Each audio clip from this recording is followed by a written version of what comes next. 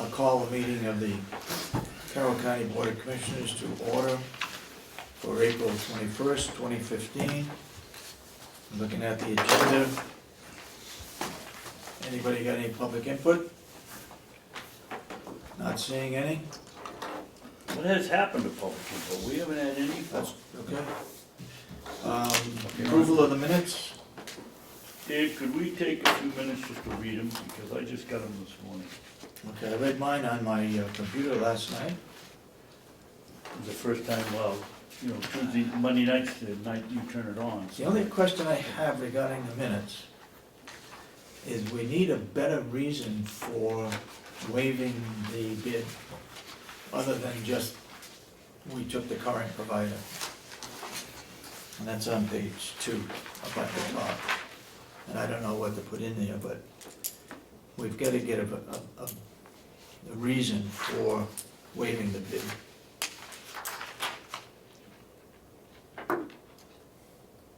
Well, they have the whole system over there. Well, it doesn't say that though. Just says current provider. I know, We have the whole system, and what it would cost us if we had to go out and get components of the whole thing. Would we get the same thing? And they've done an excellent job, and Well, the other thing is that the company that wrote the software, if you remember, they went bankrupt. And so there's one company that's maintaining that yeah, yeah, that that's right. bankrupt software, and Jason wasn't sure who else could do it for him, so. that's right. To me, they're probably the only people that can provide it. He was gonna go out for a bid this year for a new security system, but until he goes out for the new bid, I think we only have a one-source provider, the way Jason described it. So we want to put in there because it's a one-source provider?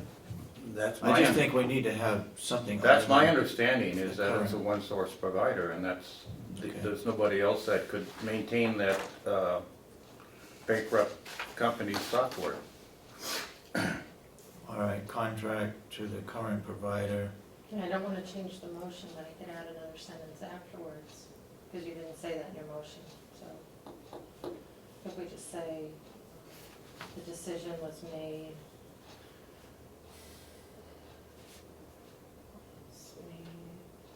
Due to the, Single source provider? one yeah, source something provider. like that.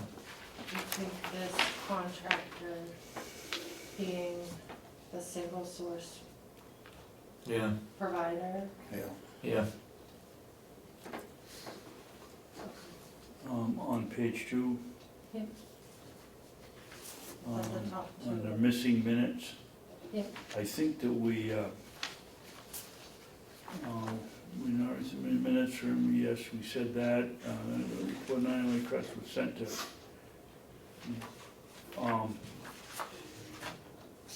the March 25th, and there was also 3 or 4 other sets of subcommittee meeting minutes that were requested, and we also pointed out that we sent it 2 weeks ago and we hadn't heard anything. They ought to have that in here. I didn't hear the 2 weeks ago. It was sent April 3rd. I'm not sure we So a got the date. 91A request was sent April 3rd. Yeah, for To subcommittee. Umberger requesting the minutes of this. No, well, I can't tell you for sure it was the March 25th, but we did send one requesting, I think that was on the list of the, we sent her a letter with the list of the ones who were missing.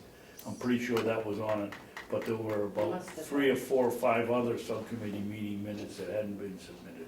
Well, Dave, where do we go from here on this 91A? I mean, we sent a request, it's been more than 5 days. The minutes are probably, what, 2 months old, or at least 5 weeks old. Do we just kind of politely drop it and go away, or do we proceed with the next course? I We mean, could make a we have motion to file a request over the court, and we could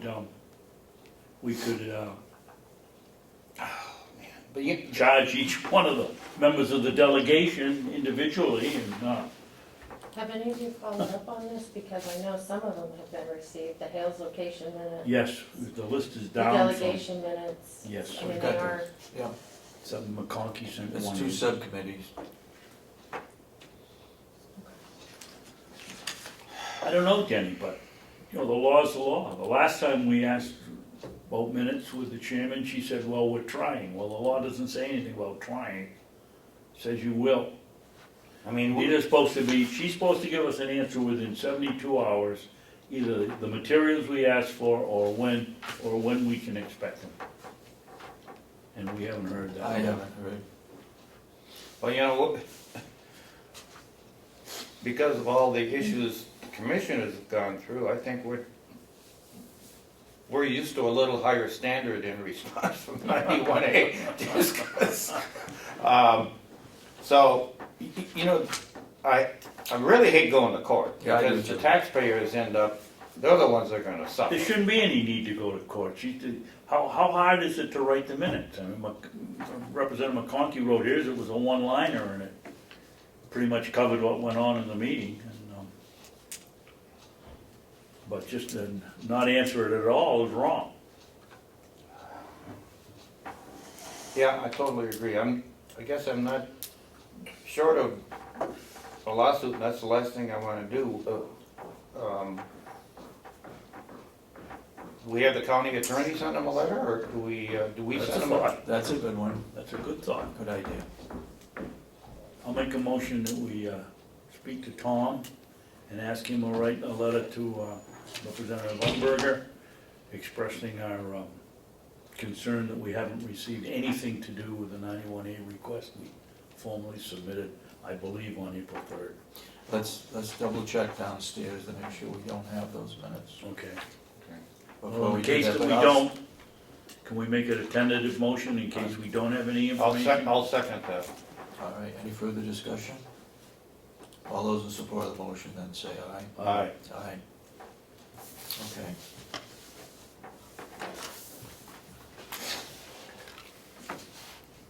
I'll make a motion that we approve the April 15th meeting. of the Carroll County We Commissioners. sort of got off track on the Yes, we did. 91A. I know we did. I'm sorry. I didn't mean Well, to digress. No, that's fine, but can we have a couple more minutes to finish reading? Yeah. yeah, so we're gonna have, 3 sets of non-public. Okay.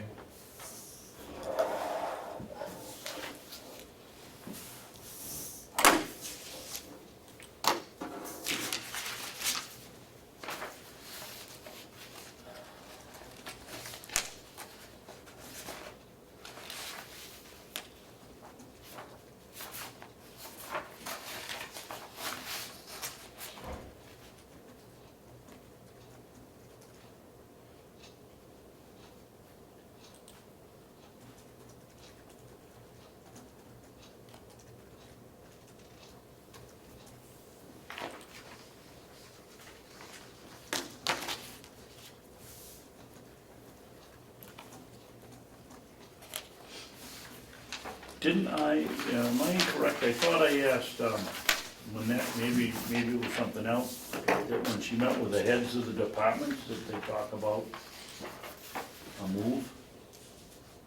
I asked her something. Yes, it's in there. Oh, it is? I'm pretty sure it is. Yeah, it's at the top of page 3, the first sentence, full Oh, sentence. I just said the Oh, commissioners, yeah. Well, do you want I'm credit sure. for that?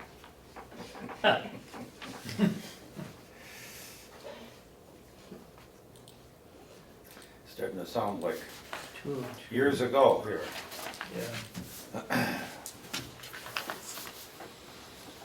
Did you want to sign this? Dave?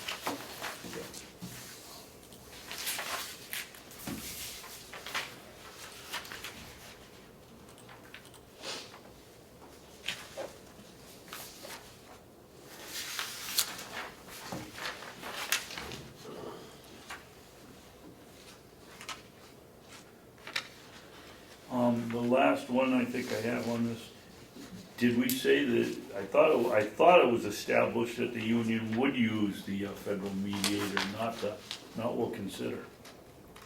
I didn't think that had been resolved. I thought they were considering it. It hasn't been resolved. It hasn't been resolved, okay. Did we vote to have all of these sealed, Melissa? Yeah, we Yeah. did, yeah.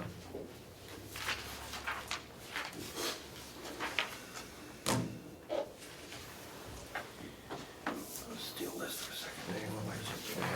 I'm all set, Dave. I just have one correction on page 4, under the non-public. It says session 1 of 2. It should say session 1 of 3. I'm sorry. Right, yeah. right here, I Yeah. have 1 On of, a minute? yeah, this right here, I should change that to say 1 of 3, that's all. Because then I go on to say 2 and 3 of 3.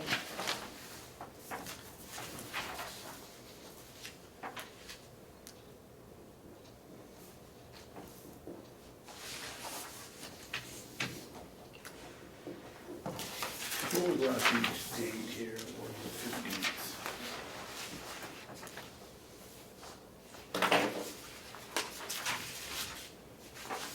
I got these. Okay, we had a motion, we have a second. Yes. All those in support of the motion, Alright. with those corrections, say aye.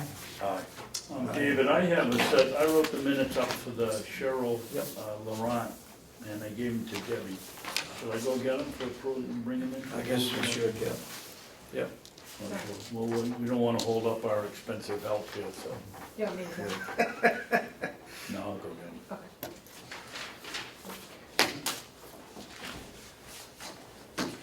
Good morning, Dominic. Boy, he's anxious to get up here. He How are must you need doing money. today? Trying to stay dry, right? Yeah.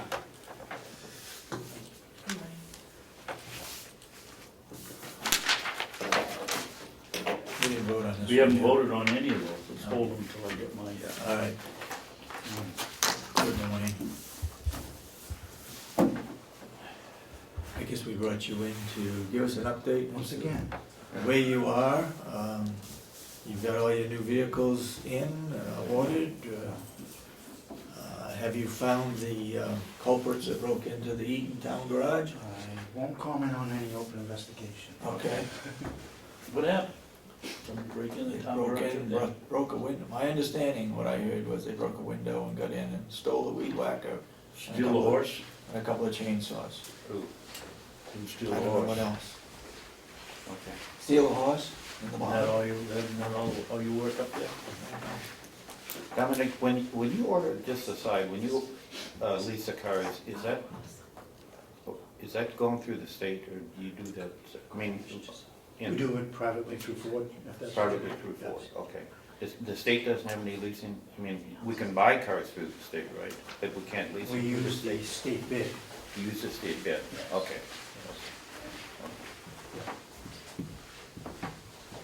But we Those those have are not been, merchants. those have not been ordered yet. Oh, you haven't? No. You're gonna order the same Ford Yes, Taurus, yes, yeah. four-wheel drive, yeah, okay. Yeah. Are they holding up well for you? They seem to be, we haven't had any problems with the all-wheel drive. Dodge has not come out with a 6-cylinder all-wheel drive, They They're have still the running the V8, 8-cylinder. Yeah, so. okay. Does it come through merchants? I actually have been getting them through McDonald Motors Really? since Sheriff Conway. Uh-huh. And we've had pretty good luck with them, Okay. getting them through. And I know Conway also gets his through them.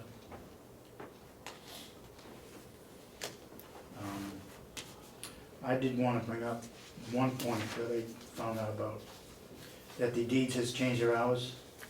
The deeds, Yeah. Yeah. From 8 to 4. 8 to 4. This has caused some heartburn with the door lock, the magnetic door lock. Yeah. Doesn't open till 8 8. on the nose. Yeah, I wonder if you Actually 9. Well, 8. No, it's 8. So, What about opening it up 15 minutes yeah, early? I would ask that we Quarter to 8. have Pope set it for 7:45. Yeah, That frees up my dispatch for having Yeah. to watch the door. yeah.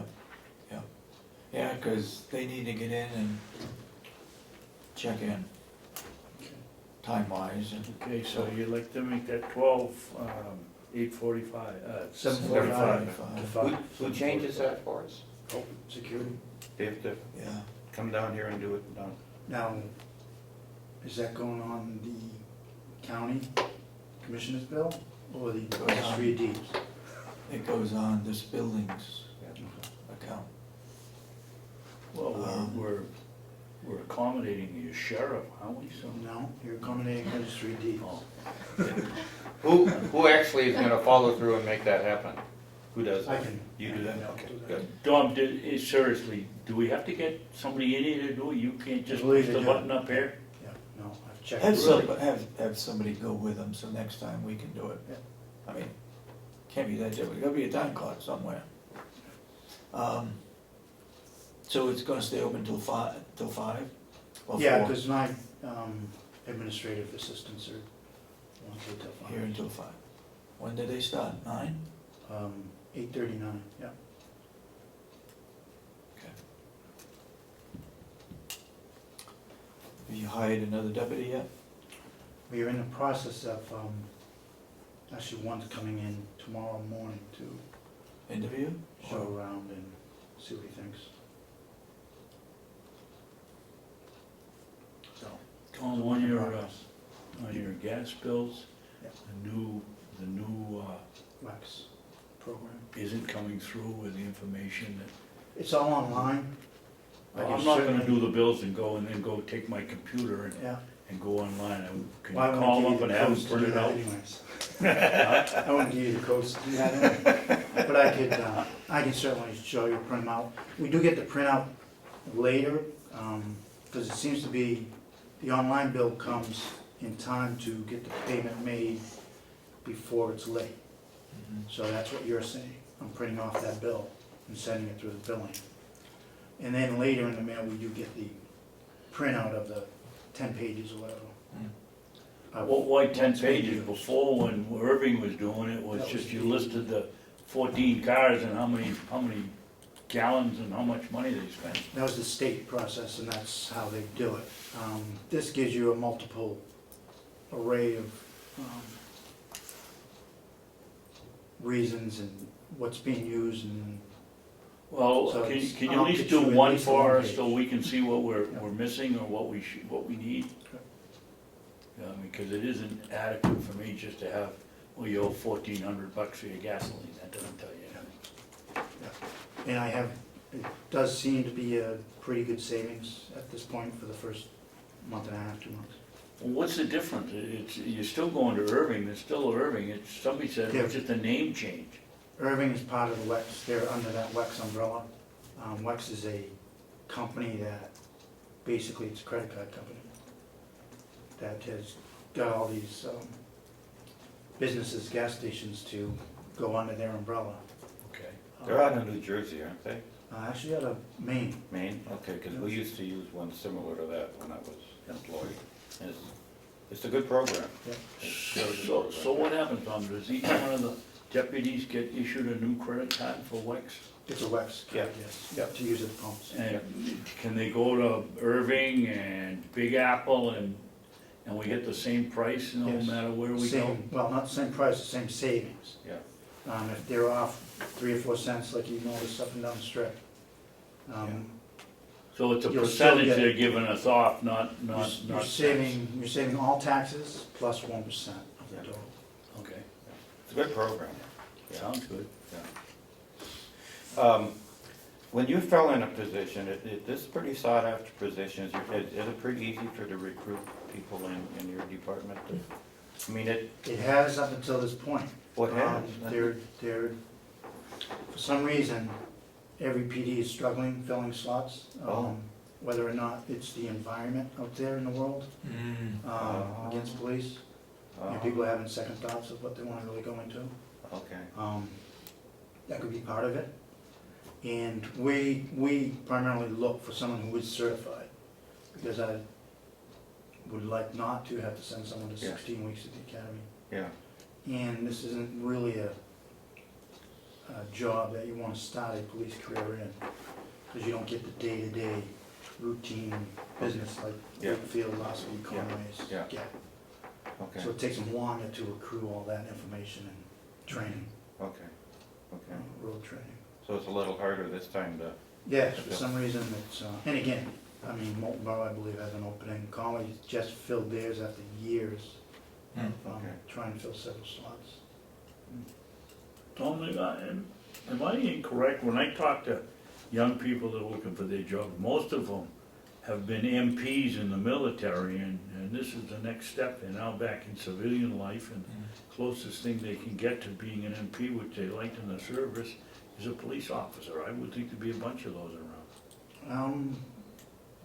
I mean, you have to certify them, but at least they got some training. We're not, right, again, we're not getting the applications, and if they're not certified, we're not initially looking at them. Obviously, if I have to open it up to, have to send someone to the academy, then we're gonna get a whole, large number of applications. that's a huge expense though. Yeah. I mean, that's really costly. Now, if you send somebody to the academy, would you typically have some kind of agreement that they have to stay X number of years after you send them, or can't you do that? How does that Sheriff's work? Office has in the past at times, Okay. done a 3-year contract. Okay, We would probably do that. okay. You know, we've had people, when I've asked this question over the past 8 years or 20 years, however long I've been here, some people will say you can't do that, it's illegal. The next person in here will say, oh, we do it all the time. You talk to other towns and they say, we do that. And And yet we've never done it. The only time I know it was tested in this area was Comeau PD. Someone who went to the academy with me and left before the 3 years, because I actually signed the contract myself. Okay. It's prorated after every month. And what you're paying for is the equipment and uniforms that they had to outfit you to get you to that point. So how was the case adjudicated? Did Conway lose? Conway won, and he was made to pay $10 a month until it's paid off. I think he might still be paying. So then it must be legal to do it then. Yeah. And the people that come in and say it's illegal, wrong. No, We've done it it's at the legal. nursing home, and I don't know if it was a nurse or just who it was. Well, I think it ought to be But standard they had to practice. stay for, I mean, if we're gonna, wasn't it 3 years, I think it was less than 3 years. Most PDs are 3 years. 3 years. We sent the individual down to the jail academy. She came back here and 2 weeks later left. so we should institute that Yeah, with absolutely. Jason. Yeah, okay. Well, we instituted with our HR in the hiring process. Okay. Well, we ought to do something to make sure that HR understands that we believe that this is the way it should be done. Yes, And they again, are. those are What, Don? day one employees that don't have the certifications Right. at that point. Yeah.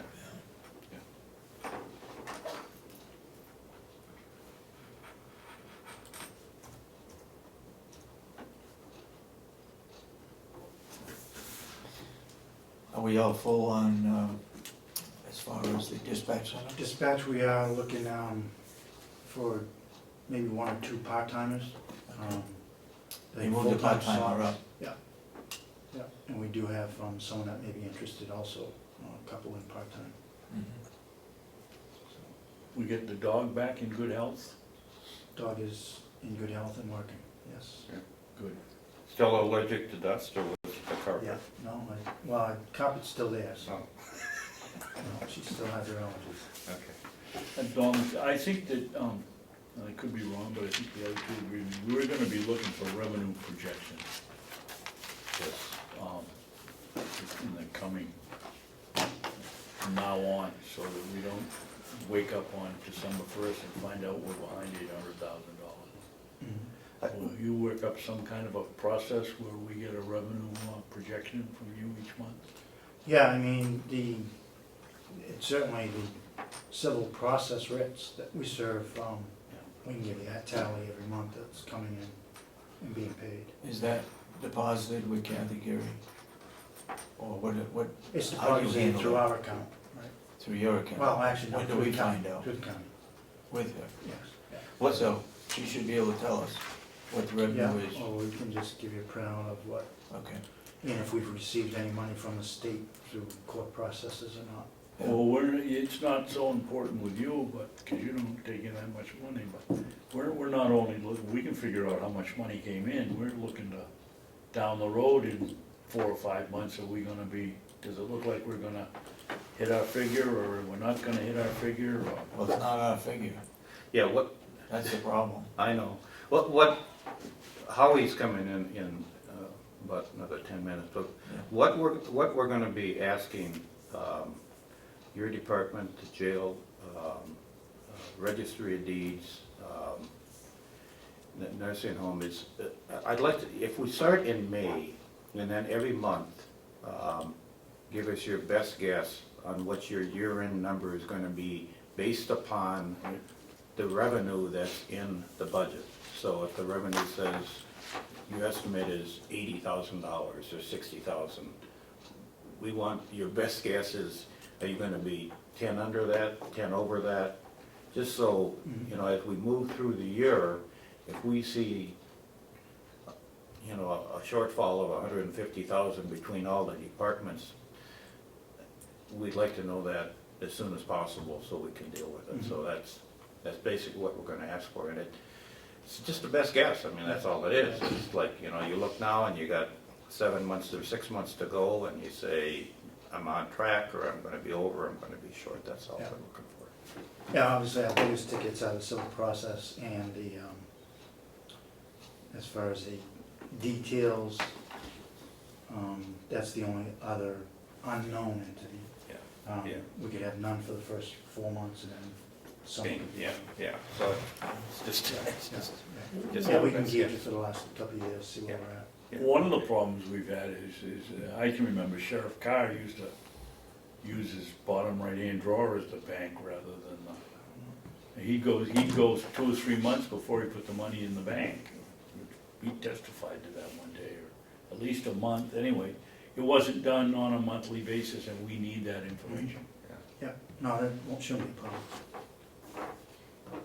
Do you deposit it, or just Kathy Gary deposit it? We deposit it. You deposit it. Then how does she get it? Just on a piece of paper?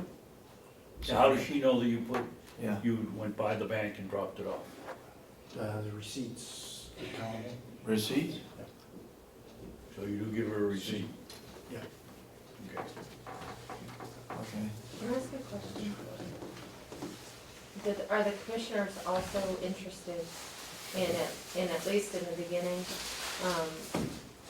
understanding each department's process for the different types of income that they have coming in? Like, for example, would it be helpful if if the sheriff were to give you an explanation of how the deposits are made, like you just asked? Also, who does the billing, like to the town of Albany, the forestry, those types of things, how that process is working, so you can see the whole process, not only just how much money you're going to have coming in. Well, if we wouldn't do that, if we did it, and it'd be nice information to know, of course, we wouldn't do it every month. Right.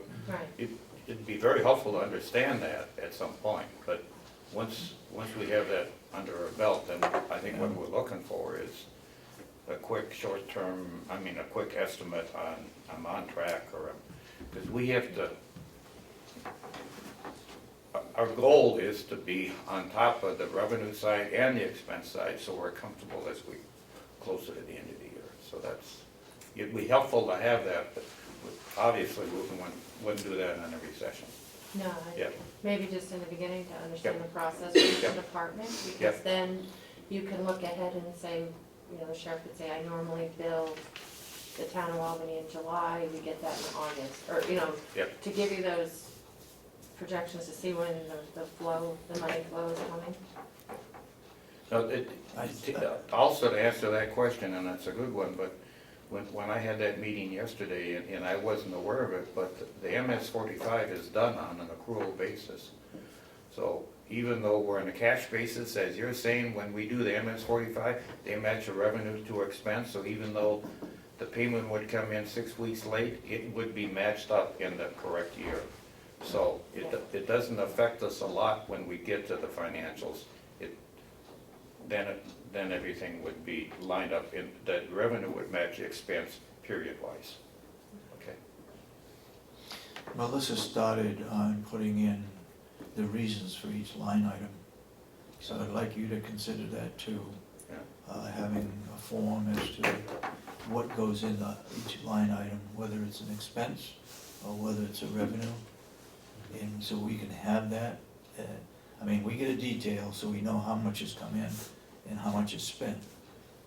But we'd like to know, I would like to know what each line item, what's in each line item. If it's legal, is it for union contracts, or is it for something else? Supplies, we know, office supplies, we know that, but I was just gonna say, it's- contracts, you know, there's some lines that he doesn't need to waste the time on. I mean, office supplies, we know Right. office Yeah, supplies. yeah. Dog food, we know what that is, but, Yeah. you know, other stuff, I would like to know, as you say, illegal, is it for a union contract, or is it for a suit that you might have had? yeah, Both, primarily. yeah. And we're gonna ask that for, I'm gonna ask that for everybody. Just so we have a better handle, something we can put in a loose leaf notebook and flip over and say, oh, we see this was spent for this particular reason. And it helps us also to know, to make sure it goes into the right category. And As it helps, Kathy Armstrong sometimes has to put it in a category and because there's no explanation on the bill as to where it's supposed to go. So, that might help us, all And of us. if it's a recurring item, it helps us to do the budget next year too and not miss it, so. Yeah. Okay. And I don't know if you know, we typically provide her with the line number item that each bill should be on. Okay. Some departments do. Yeah, And actually on the billing, I just rethinking it, we actually deposit all the checks that we get for civil process, and then we cut the county a check. That's how that's done. How often? Well, That again is something that would be nice to know. Is it on a monthly basis? Is it as you receive it?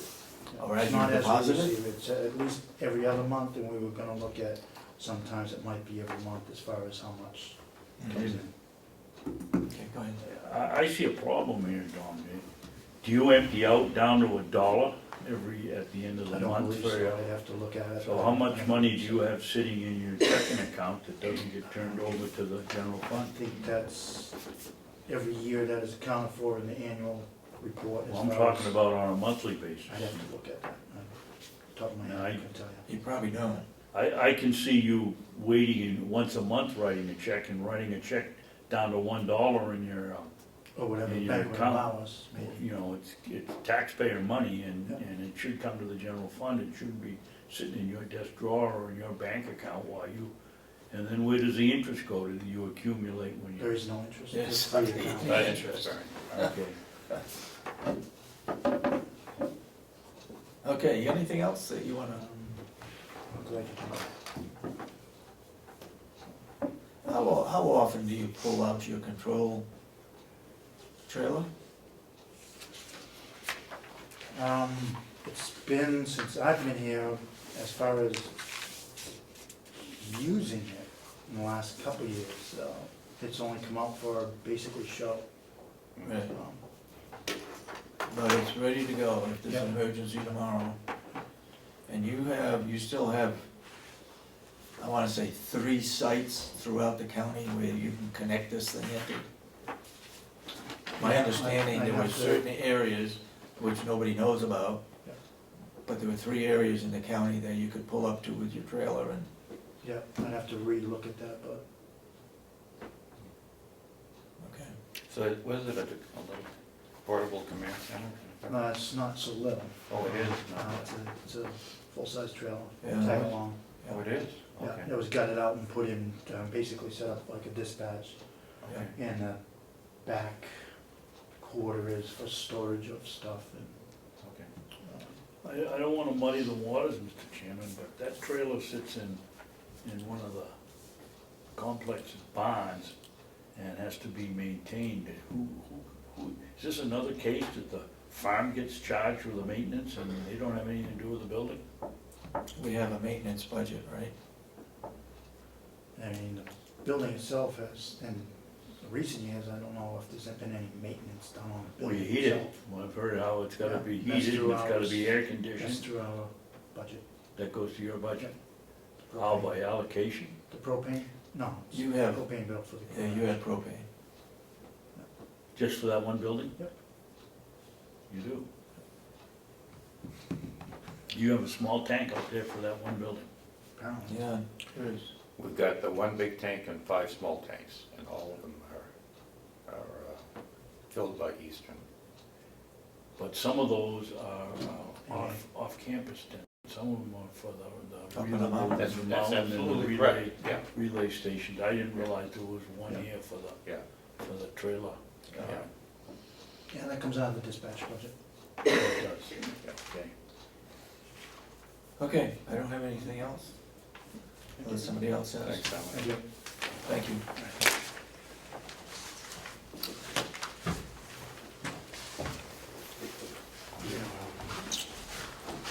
Hi, Paula. Good Yeah. morning. Yeah. How are you doing? Good. Good morning, Commissioner. Good morning. Morning. Morning, Howie. Got some paperwork for you. Why am I not surprised? Not much paperwork. Well, you asked for figures. I want you to have the figures. Thank you very much. Oh, It's thank two. you. See you remember? At the end of last month, we promised, and I promised on Paula's behalf, that we would come before you as often as you wanted, but at least monthly, to give you monthly updates as to where we are, so there can be no surprises. And with Paula's assistance, well, I think we're off to a good start here. Looking at the front page, if we jump right to the bottom line as it is despite the fact that our revenues for the first quarter have been under, our expenses have been under even more. So relative to budget, we're ahead by $72,000. Now, I don't say that it's necessarily a predictor of what's gonna come in the future, and I want you to know, especially as we look towards revenues, which is the second sheet down, there are 2 lines that are in italics. And they represent what we expect that we'll receive from 2 major sources of revenue. It's the state through ProShare and the state through MQuick, which is the bed tax. So those are major assumptions that are in the revenue.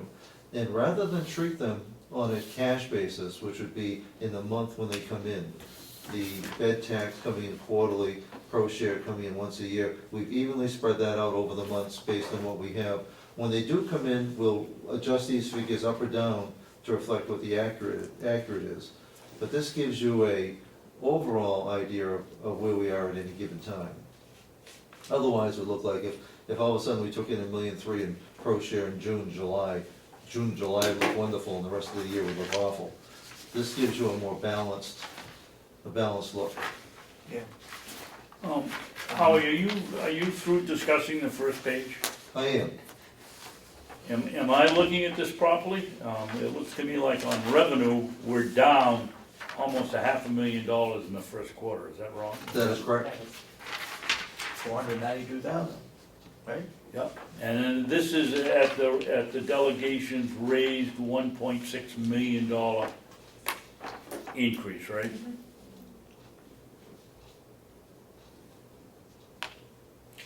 And on the budget, on the expenses, we're down to the good about $500,000, Yes. Correct. right? Now, Why, first of all, I think if you're gonna, this is nice to have, but I wouldn't put that figure in the red, I'd put it some other color because you're ahead of the game, and it should be plus 21%, where the other one should be minus, I think, just for easy reading. Well, one person's debits, another person's credit, so it's a matter of whether, I'm used to it this way. I understand. I would have expected our expenses to be much more fixed than this. I'm surprised that we're able to reduce expenses as much as we are. That, Well, how Is does there that a happen? reason? Yeah. some expenses don't come until later on in the year. Right, I was gonna say, you're That's eating, easy. we buy pellets, Yeah. at one point, we buy in bulk at maybe the end of the year, so So there's, some of that $80,000, that's not. Some of that seasonal, Spread out. yeah. Okay. Yeah, that could disappear. So I don't want you to get too optimistic about the expenses staying down. The expenses I know the expenses are going to level off as predicted. I'm hoping the revenue is gonna proportionally rebound. Why would it? Well, the biggest variable that we July. control are gonna be census and rehab. So it's gonna be the number of beds that are full and the distribution of those beds for whether it's Medicare A or whether it's Medicaid. So that we do have some influence on, which is just which I don't wanna say is control, but we can influence those numbers. All right, on the second page, on the private. The delegation, under Commissioner and Delegation, they're predicting an additional 200,000 there, right? Well, you're on the Over second what page, we- Dave. What? You're on the second page? Yeah, third item down. Oh, private, okay. So they introduced columns for both what you proposed Yep. and what they, Yep, and which what is they good. did. Which is good. So, we propose 2,400,000, they propose 2,631,000, correct? Correct. You think you're gonna make that? Well, their assumption was made that it would match the 2014 actual. That was their But it rationale. didn't, right? It didn't, It certainly hasn't in the first quarter. but I mean, in 2014. Yes, No, 2014's number is the first column. Yeah. first column, that matches what they want for this year. Yeah, but did we actually bring in, That's, the Yeah. first column is actual figures. so what did we estimate? I guess is what we estimated and what we actually brought in. We just put actuals. Yeah, I Right, don't- so, did we estimate high and we only brought in 2,600,000? I Or think, did we estimate low and brought in more? my recollection is that we were a little bit under budget for private last year. We increased rates, Right. but our census days went down. So in 2014, well, we know we were down 800,000, right, Correct. total. I think, David, this column over here answers my question, if I understand what you're asking. 3-month average budget, 3-month actual total. I think that's what you're asking. Okay. Against 2014, we're down, Well, this is 15 now, excuse me, we're down, 68,000. the budget was 657, and we got 589, so we're Yeah. down That's for the $70,000 for the first first 3 months of this year. 3 months. Yeah, Correct. Or 60, there it is, right there in red, 68. Which is roughly exactly the difference between your budget and the delegation's budget. That's about $210,000. If the rest of the year followed the first quarter, your budget would be right on for that, where it pulls their budget up under. okay. You've been talking this spring about an $80,000 reduction in, help me with From the state. the state. Is that reflected in here? And That if was it- that 7% cut, wasn't it, out of health and welfare? $7 million. Yeah, but our share was 80. Correct. Yeah. Okay, is that reflected in here? It is not. It is not. So are you assuming that you're still gonna get that 80? That was the assumption that was agreed upon by the commissioners. And we are, and separately, we are hopeful of that $7 million being restored, but that has not been decided yet. So we got an $80,000 Question mark. question mark in here. You have a positive assumption that you still might have it. Well, Might get it. when this was done for the commissioners in November, we weren't even aware of that I being part of the question. understand that. We've been aware of that since, but Right. you're still thinking you're gonna get that 80. There's, the rumors that are abounding in Concord are that when the dust settles, now that the pressure's off the governor a little bit, that she will push Commissioner Tumkus to restore that. but that's conjecture, we don't know. Okay. Howie, Paula, what are January 15th, February 15th, and March 15th? Those are by month, what we brought in each month, This is a complete detailed report. yes. It's pretty good. Yeah, it is. And the last column shows there's a percentage of budget, how much was spent. It, theoretically, I should have put it there, the average should be 25% for the first quarter. Under wall therapy part B, actual in 14 was 386, 736. We made it 490. The delegation made it $1 million. We looking at the, Look at all therapy part B and go across. all therapy, okay. So again, they increased their revenue by another 500,000? A big, I mean, they doubled yours. Yeah. I mean, that's, Did they get some new information that caused them to double it, or? Yeah, that's what I don't understand. their rationale Yeah, to accept or reject was they saw 2014 as being an anomaly, and they went back, essentially they went back to the higher of the two, 2012. Yeah. 2014 or 2013 for budgeting purposes, Yeah. which is yeah. an optimistic way of budgeting.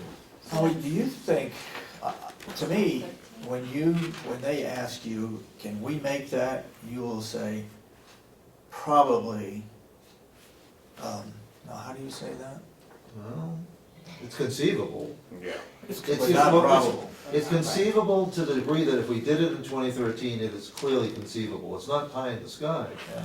But that is different than saying that it's a reasonable expectation. It is possible because we have done it before. But So not can't- probable. Well, not. Anything is possible, but I think they're going on, so if it's possible, then we're gonna put it in there. Well, and that's, And that may not be reality. it's not. Okay. It's not a conservative view of reality. Right.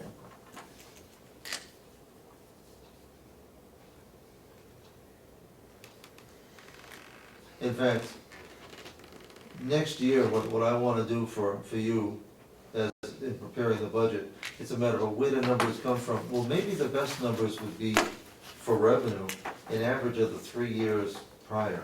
Something that takes out the highs and the lows and gives you some predictability, unless there's another factor that's coming up in the next year that would suggest different. So that we actually budget by formula, especially for revenue.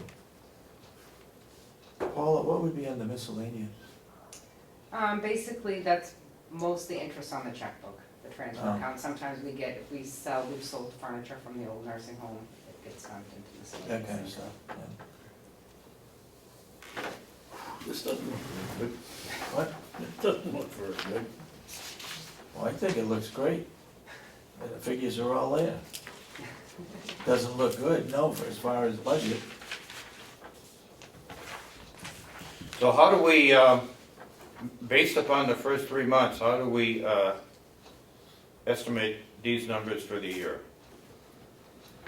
Well, there are some that we have to look at, and I think it'll come in with therapy, where there could be some timing issues, where we might be receiving revenue for the first quarter that's coming in late or posted late, and we'll be able to recover some, so. So therapy- there is seasonality in some of these Well, columns. there's timing issues at the Yeah. very least, Yeah. especially with Medicare and I Medicaid. would think a half-year report would be the better one to go by. Oh, definitely, I mean, the more, in fact, but what I'll be doing for you is updating this monthly, so that, but I think you're better off taking a snapshot quarterly or mid-year. It certainly doesn't make any sense to look at the first month or the second month. So No, This no, this is the first opportunity that gives you any figures of use, that are Is this useful. difficult to do, Paul? Just push buttons and print it out? It's a little more than that, but it's not difficult. Great.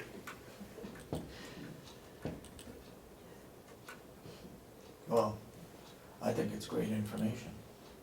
So if this trend were to continue for the whole year, we'd be short $2 million. Well, no. Actually, if it continued for the rest of the year, we'd be ahead by almost $300,000. How do you figure that if we're at this quarter that we're down, 20%. Well, we're down 20%, but if our expenses continue to be at the same rate, we actually came out ahead for the first quarter by $72,000 relative to what was budgeted. It isn't sustainable that way because we know the expenses can't stay at $500,000 under budget, and we're hopeful that revenues will increase. Yeah, but I'm not looking at the net between the two. I'm looking at the revenue that the delegation has projected versus the revenue that we're gonna project, and that's a huge number. That is, that's. That's huge. So the net to me makes me feel warm and fuzzy, but if our revenue's gonna be 800 or $1 million short from the delegation, that's a serious concern. So that's the one that I'm most concerned about. If we project it out, it would be a $2 million deficit to revenue. Yeah, and that's Or what $500,000 it says. first quarter, it'd be $2 million for the year. And that's huge. But, and I don't think that's what's gonna happen. But I do know that we can't keep expenses at $500,000 under. We can't match that. Yeah, I know you can't. I know you can't. The only expense that moves in tandem with reduction in revenue is the expense for therapy. When our revenue for therapy is down, our expense for therapy is down. That's the only part that's indexed. All our other costs are relatively fixed, no matter what goes on. And so there's some money that we could save, but. But the revenue is more than the expense in therapy.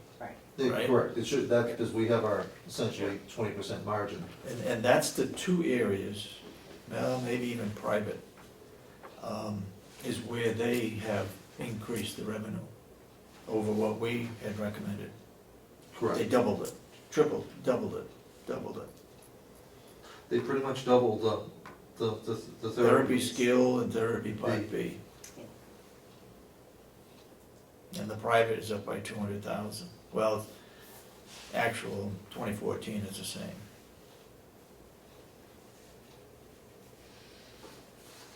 So we're 300, we're $800,000 right there. Difference between what we estimate and what they estimated. They increased it by roughly 800,000. Now, we are hopeful, and this is the wishful thinking part, there is a potential that ProShare could be significantly greater than the 900,000 that the commissioners and the delegation budgeted. Yeah. There is the opportunity for there to be another $500,000 there, but we don't know. We get that in July, We do, brochure, June, July. June and July. That's why. So it's by 600. July 1st, or once ProShare is in here, we're gonna be able, will we be able to make a really good estimate for year-end numbers that we can defend based upon the information we have at that time? Once we have ProShare is the single biggest unknown. There's some question about the bed tax, whether or not that'll be reduced by 25%. And it might be, it might not be. If it is, it has the effect of increasing ProShare, not dollar for dollar. Oh, really? There's a relationship? There is, because ProShare is measuring the difference between the Medicaid reimbursement and the Medicare reimbursement. If the Okay. Medicaid reimbursement under the quality part of MQIP goes down, ProShare should go up. And there's also talk that the reduction of 25% will not apply to the counties, so that hasn't been resolved, that there might not be any, the state, it might not be legal for the state to steal federal money under MQIP to do that at all. In fact, that would be the position of the affiliates, the nursing home affiliates, is that we've taken the position, the state doesn't have the right to reduce that at all. Okay. Okay. Just as an aside, we were at a meeting last Friday, and Stratford said that they were talking about the population of their nursing home, and they said they were 88% Medicaid. You know, We're about 75. 75% Medicaid? Okay. I was just wondering how close we were to their number, 75 versus 88, huh? I We still don't, have 25 or so private plans. less than that now, Less than that. about 20, but I don't believe Stratford does skilled care. That's the only number that I recall, is we brought the subject up and they said 88, and so I remember that, and I said to myself, I wanna find out what our ratio is compared to those guys, just for, Now Stratford is Nice. doing something that's very unusual, and it's interesting. They will soon be opening, I believe in June, a separate freestanding hospice.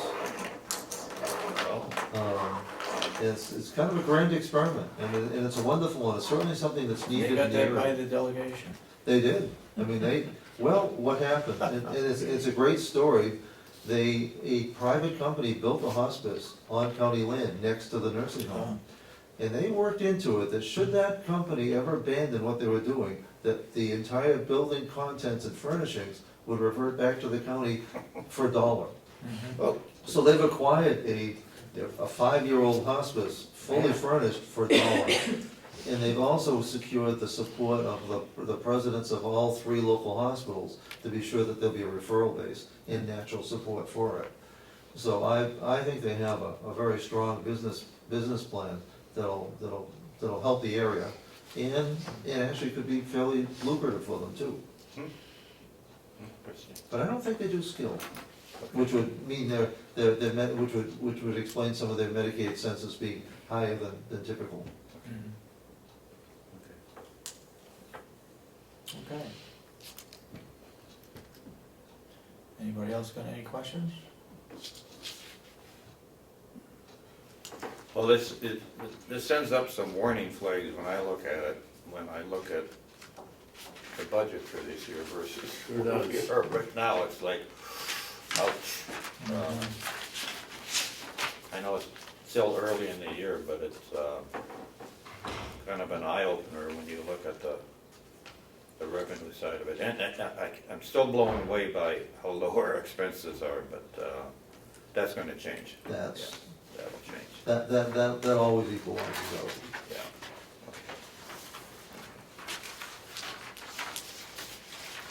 Well, this is nice to have. I thank you for taking the time to put this together. And you'll get updates monthly whether you choose to review it or not, but at least you'll have it in Well, hand. we will review it, I'll guarantee you that, because this is the biggest segment of our budget, so it's the one that we really have to be on top of, so. I think you're gonna at some point here, Denny, discuss what you heard with Boo and Umberger Yesterday? yesterday. Yeah, It's too bad you didn't have this information with you I know yesterday. it, I know Thank you very much. There's no way of knowing it would have been helpful, but. it, um, yeah. Didn't know about yesterday's meeting. Is there a delegation meeting tomorrow? No, it's okay. Monday, Fourth. the 4th. Okay, because Yeah. I had heard Monday the 4th, but one of our staff was telling me there was a meeting tomorrow as well, and I thought, Yeah.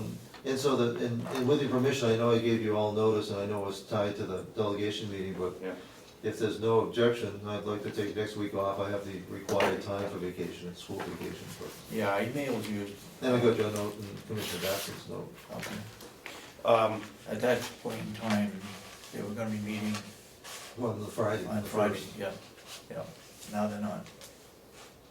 When you guys get a request for information, let's say that Mark McConkey asked for statistics or this, does that come directly to you guys, or does it go through the commissioners first? How does that work? I mean, does he go directly to you guys and say that he wants? Delegation members tend to come directly to us, whether that's, Mr. Butler or Mark or Lino, they tend to come directly to us with specific questions. Yeah. And as long as it's information that's already compiled, we almost always comply with it. I guess Somehow we're out of the loop. yeah, I'd like to know, I'd like to have a copy of whatever they received, because it'd be embarrassing to come into a meeting with Yeah. these guys, and they have more current information than we have, so, Yeah. That's well taken. yeah, whatever you send to these, to the delegation, I'd like the commissioners to get a copy of it, just so we're on the same page. In fact, we'll do it regardless of what source, if anybody asks. Any information that goes out to anybody, we'll be sure that it's copied to the commissioners. Yeah, because I know Paula did some work for Mark, and it never came up during the meeting yesterday, but I was driving home and I was saying to myself, I think the commissioners ought to be in the loop and get copies of whatever you guys prepare for the delegation. No, easy to do, and it will be done. Okay? Okay. I have a question about figures on this. Are these figures from your office, or are they from the The business revenue office? figures are done from what I would have sent over to Kathy, except in regards to the meal income, that's jail, from jail revenue, so I just estimated what they budgeted out. I don't know what that is. Actually, no, I did, I got that from Rob and Kathy. So unless there's any minor adjustments that she does downstairs, these all came from me, and then the expenses came from downstairs, from the expense reports. So when the delegation meets on May 4th, they're hopefully going to get the first quarter, so it might vary slightly, but. Right, it might vary slightly, but, Notably, it'll vary in the two lines that are in italics. yeah. Because Okay. there we're projecting what the income will be, not because we don't have the pro share money, but it just distorts the budget completely if we don't put something in there. Now, the one thing that came up yesterday that was a little bit of an eye-opener, for me anyways, was that we were talking about the MS-45, which is last year's financials that are put into the format, the 13-page format that goes to Concord. And what kind of surprised me is that they do it on an accrual basis. It's not straight cash. They do it on an accrual basis. Now, what they do is they put management input into it, in that they take our numbers and then they say, we're gonna try to make these realistic. So they go back 3 years and say, well, you've been posting receivables at 100%, but we know we don't collect all the receivables, so they put in a factor for bad debts, in effect. And they put in a factor for depreciation. Now, we said, what percentage, and he didn't have it off the top of his head, but by the end of the meeting, Ron said he was gonna send in quarterly estimates on what kind of entries we should make for depreciation and what kind of entries we should make for bad debts. Okay, I would like you guys to be in the loop on that, because that's what's gonna be reported at year end when we send our numbers to Concord. So I think you guys ought to be factoring, the business office ought to be sending you the bad debt reserve and the depreciation numbers, so we can start including that in your budget line items, which would make it much more accurate for us. Bad debt's gonna be easy for us to quantify, and the good news is it's relatively small. Well, but the difference is the number, you almost have to use Ron's number, because when the auditors sign off on it, they're using their best guess at how much of those receivables are collectible. So they're coming up with a percentage based on past history, which is gonna be different than the number you have. Okay. So what I think, so we're all on the same page, is we should be using their estimates for depreciation and for bad debts. So by the time the numbers go into Concord, they're relatively close. Business depreciation should be coming off an asset schedule. Yeah, And we I don't, that's a legitimate auditor's decision. Yeah, so but they are gonna be supplying those numbers to us. I just wanna make sure you guys incorporate it into your budgets. Okay, to your budget, I should say. Especially with the bad debt, Right. but you do want depreciation then, non-cash items. Yep. Denny, what You're is, an, it bothers me a little bit in that we don't pay taxes. So why do we have to put, because depreciation is is a tax offset, but because we're an enterprise, we have to put depreciation in there, and it's reflected on the MS 45. So if that's the way we have to report it, and we're gonna continue to be an enterprise unit over there, then we should be reporting the same way the auditors are gonna report our information. Agreed. Yeah. Although you do raise a sore topic. We do pay taxes. I would argue Okay. that we shouldn't pay taxes. Okay. I'm sorry, You mean- we do pay some taxes. Taxes to the town, you mean? Yeah, Correct. yeah, yeah. Is But that, I'm talking taxes as was in the business? yeah, business versus, yeah. Well, we should ask Commissioner Babson, since he is very close to the town of Ossipee, we should reduce our taxes to 0. We could file for abatement, or we could Yeah. file for exemption. We can discuss that when we talk about the water bill to the fire. You had a question, Dave? Yes, what is an acceptable deviation between the non-receivables that they have and the 3-year rolling average Well, that Ron? You know, the thing is, I mean, if we're only talking, if we're talking 10% and the deviation's plus or minus 5, you know, the thing is, if they're gonna give us a signed audit statement, and they're putting their reputation on the line, they don't wanna overstate revenue, and what they're saying is that we've done a scientific study, we've gone back X number of years, and you're collecting 82 cents on the dollar.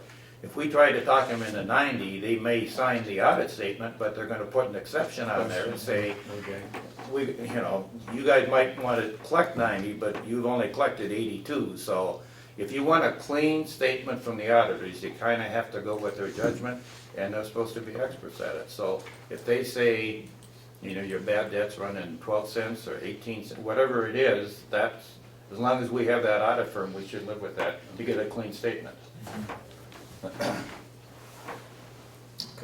And as long as you know, if we had depreciation, our bottom line's gonna look worse than it does. Oh, I know it is. Okay, that's. I know it is. Yeah. If it's with a brand new building, we're talking, $300,000, $400,000, $500,000. You're talking $1 million a year for the first 3 years, because what's happened is that the equipment depreciates much faster than the building. So anytime you have a brand new facility and brand new equipment, you've got maybe 4 different depreciation schedules. Yeah. The building's got a 30-year life, but some of the equipment's got a 3-year life, and you get a rapid write-off in the beginning of it. And so far, we've got $3 million worth of depreciation on the nursing home, and it's running $1 million a year. That's huge. That is. That's a huge, huge amount of money.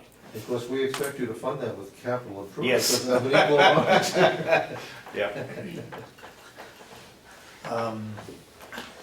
Where do we stand on population?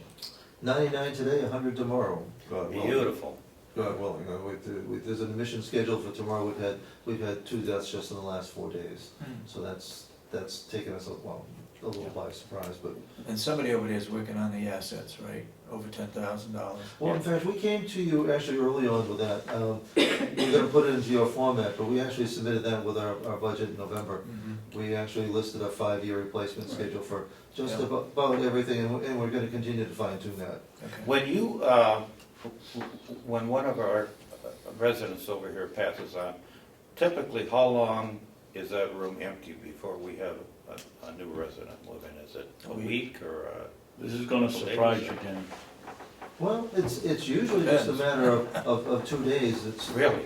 sometimes longer. It depends. Where we don't have a formal waiting list, it's a matter of getting the word out, but it's usually relatively quickly. Ooh.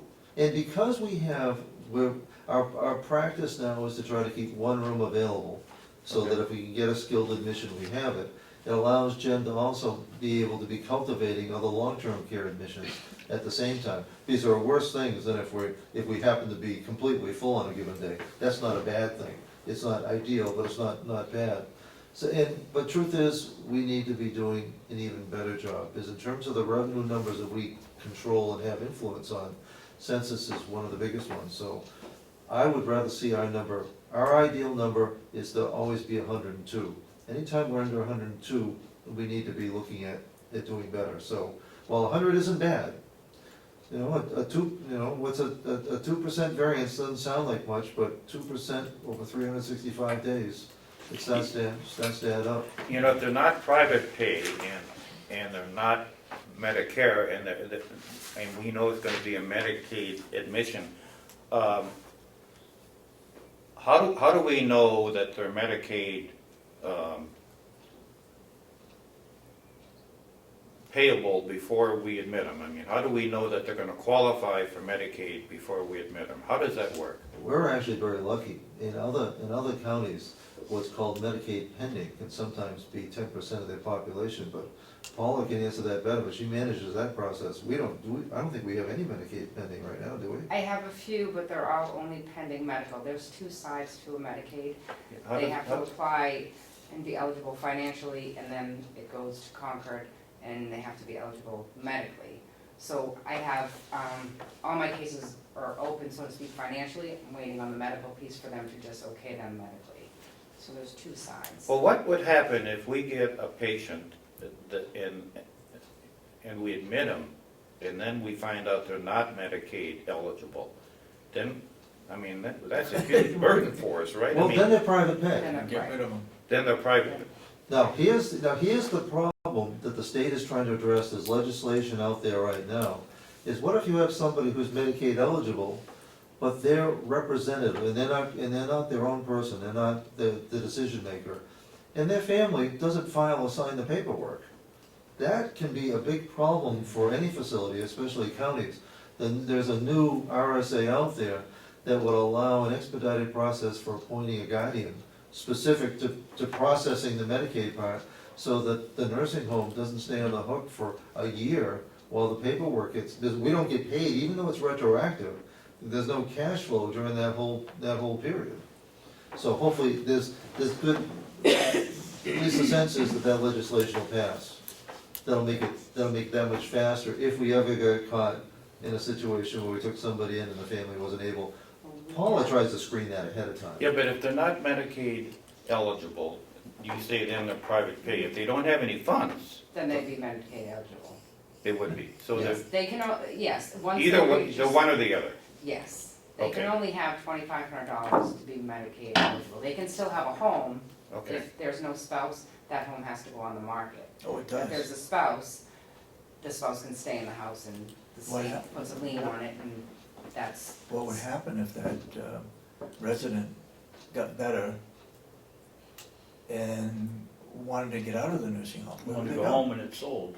Yeah, I mean, typically you wouldn't sell, I mean, they're long-term care, they're not going anywhere, the ones that come in, we've never. how many people leave the nursing home over there in a year's time? Skilled home. Not in a body bag, but Skilled home, it's probably gonna be, 20 or 30. Right, but that's different, But those are people that are coming in from the hospital for rehab, they're getting better, and they're planning on going home. right. But for those who come in long-term care, it's gonna be one or two people whose situation or the family might move back up from Texas or whatever and take them back into their home. That's very much an exception. Yeah. That's not likely to happen. So if the state puts a lien on the property, do we don't get paid until the properry's sold? No, we get paid, we we get get- paid, the state doesn't, they'll recoup their money when Well, that the home state, is so sold. the state's paying us and the state's Yes. going after the lien then? Yes, Okay, That allows the spouse to be able to stay in the home. I understand. But Yeah. when it's sold, then they settle up The with the state, state. they settle with the state, but we're not in the loop on any, okay. I Fortunately understand. not. I understand now, okay. Okay. go ahead. Holly, I was surprised at your answer of how fast the turnover is in a room. I can distinctly remember you being here some time ago, talking about one of the problems was getting the doctor to sign off, and sometimes it took up to a week. 2 days, I don't see how you get the dead individual out, get all their belongings out, and get a new person in with all of their belongings in 2 days. That just doesn't seem realistic to me. Only if we have people that are pre-qualified and, actually waiting, and that's And you what, put them in the person's room with their belongings, the other person's belongings? no, the family move usually on. takes things out the next day. Wow.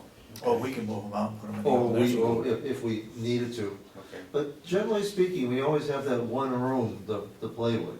So we usually always have at least one room, no matter what. So you would swear in the Bible that 2 days is an accurate statement?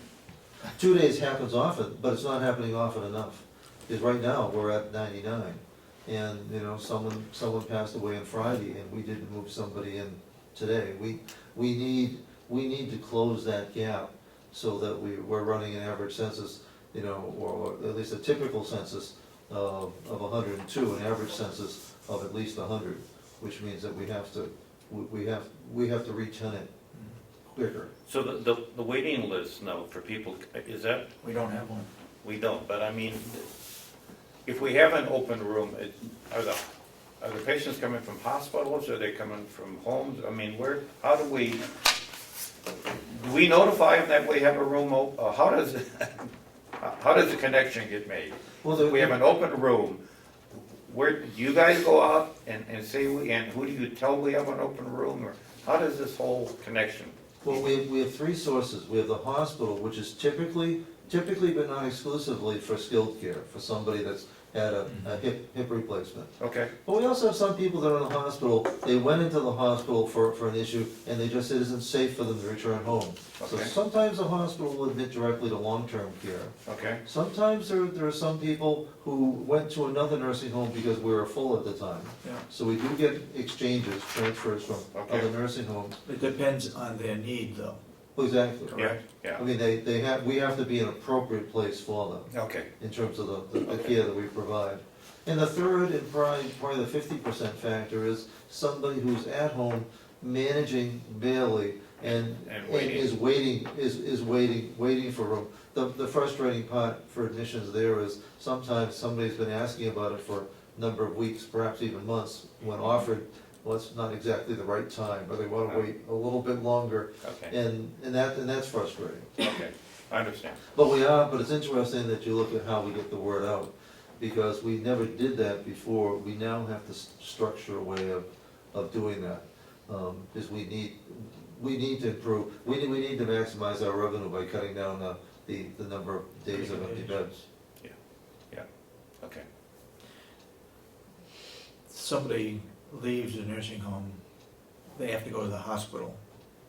How long do we hold their bed? 10 days. 10 days. Uh, So are they paying for those 10 days? They're not. They're not. Okay.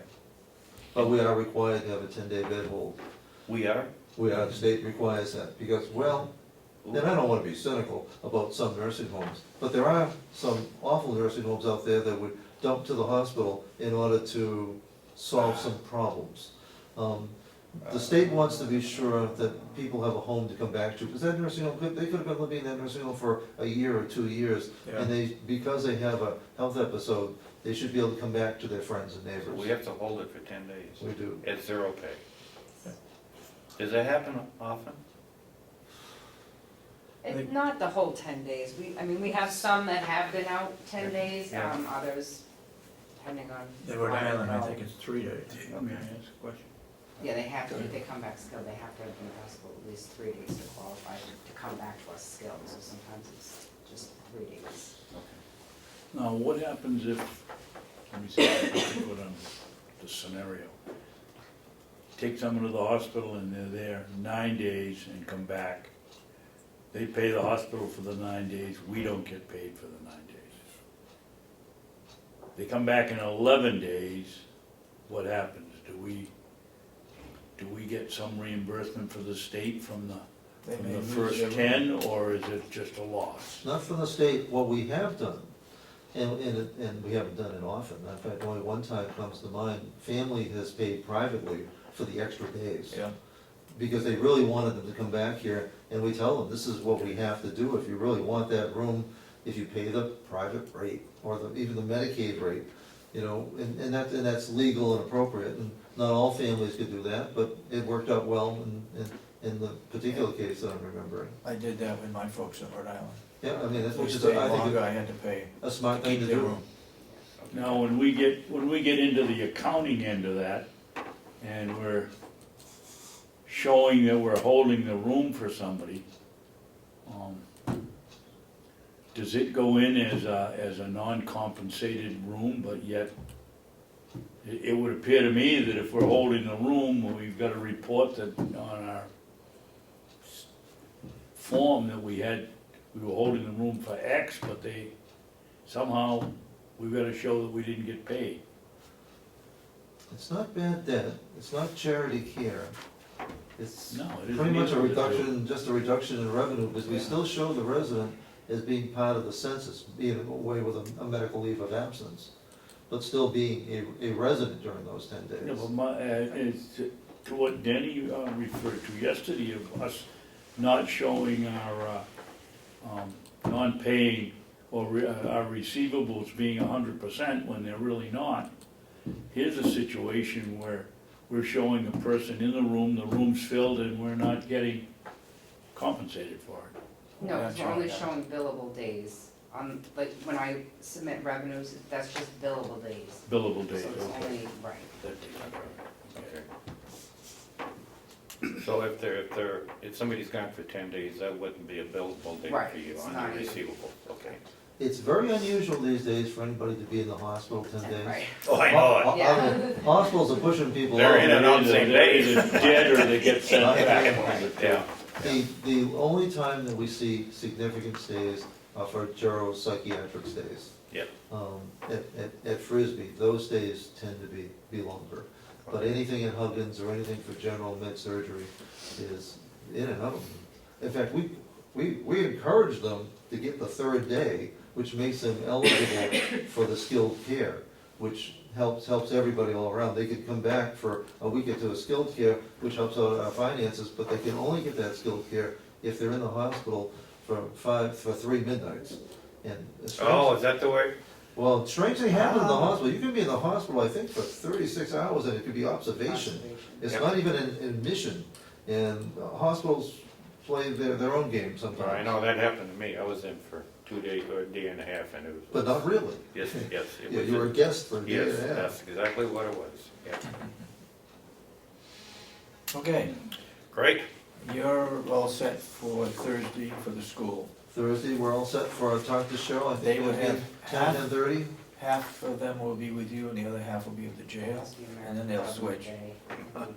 Yeah, this is county government month. Yes, and Rob is all set with the food. Jail and went in, right? Yeah. Rob's got the food all You're gonna be planned, here. so. I didn't have it on my calendar, but I don't have any doing, so I can. Well, thanks for You preparing don't do this. anything, Appreciate it. right? You want me to send you You what I can do sent Mark? What time? Okay.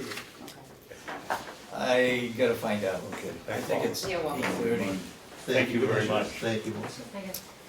but if you take one group, I'll take the other group. And then we can keep. You'll be here. I mean, No, he's gonna be gone. Good morning, it's Benedict. All right. Let's get to, you're here for a reason. I would assume. And the reason is, Believe you had us on your work session. For policy updates. Discussion of policy you updates, got that? Yes, and yes, and also for the teleconference call. But that's not back yet, I take it. No, unfortunately, she's not. You were also expecting a teleconference call with the company who did the video on the website, Yeah. if I recall. No, I'd rather have that person come here. Do you know So would I. where they're located? Are they close or are they some other state somewhere? That piece of it, I do not. The people who manage our website are down in Massachusetts, but the people who did the video, I don't know. Oh, okay, all right. hello, Deb. How are you today? Good morning, I am well, sir. How are you this Good. morning? Okay, we're looking at the lookout draft? Is that what we're Yes, looking at? Winnet had sent each of you a copy of a proposed lockout Yeah. policy and procedure. The Department of Labor maintains standards for labor safety, and this particular issue is standard number 140332, lockout procedures. And it was identified by the safety committee that there was no procedure in place. So this would respond to Do we that. have the capabilities of doing this? Yes, I've read through it. We have the capabilities of putting locks on these doors and, yes, as a matter of All that fact, the cost is not prohibitive at all, and it's going to be isolated to each individual facility, so there won't be an overall county cost. And in speaking with Jerry, the cost of the padlocks and the tags that are necessary is actually minimal. So we have those on hand. In instances where they're not actually already on hand, they can be made readily available. It really is a very simple procedure, but it's one that we do have to be in compliance with. Who, is it Dave here that says we have to be on, I mean, how does a lockout become effective? If it's a hazardous situation, oxygen tanks at the nursing home are Oxygen tanks, any leaking kind of or, pneumatic or mechanical or electrical issue that's identified, and it can be identified by anyone. By anyone? Correct, and then relayed to, for instance, Jerry, Joe Boyd, Bob Murray at the nursing home. And then it would become a review and procedural issue where the steps are taken to appropriately lock down Okay. the piece of mechanic or electric equipment until such time as the problem could be addressed, fixed, and then the unlock procedure would take place so that Okay. employees are protected from potentially operating machinery or equipment that is not safe.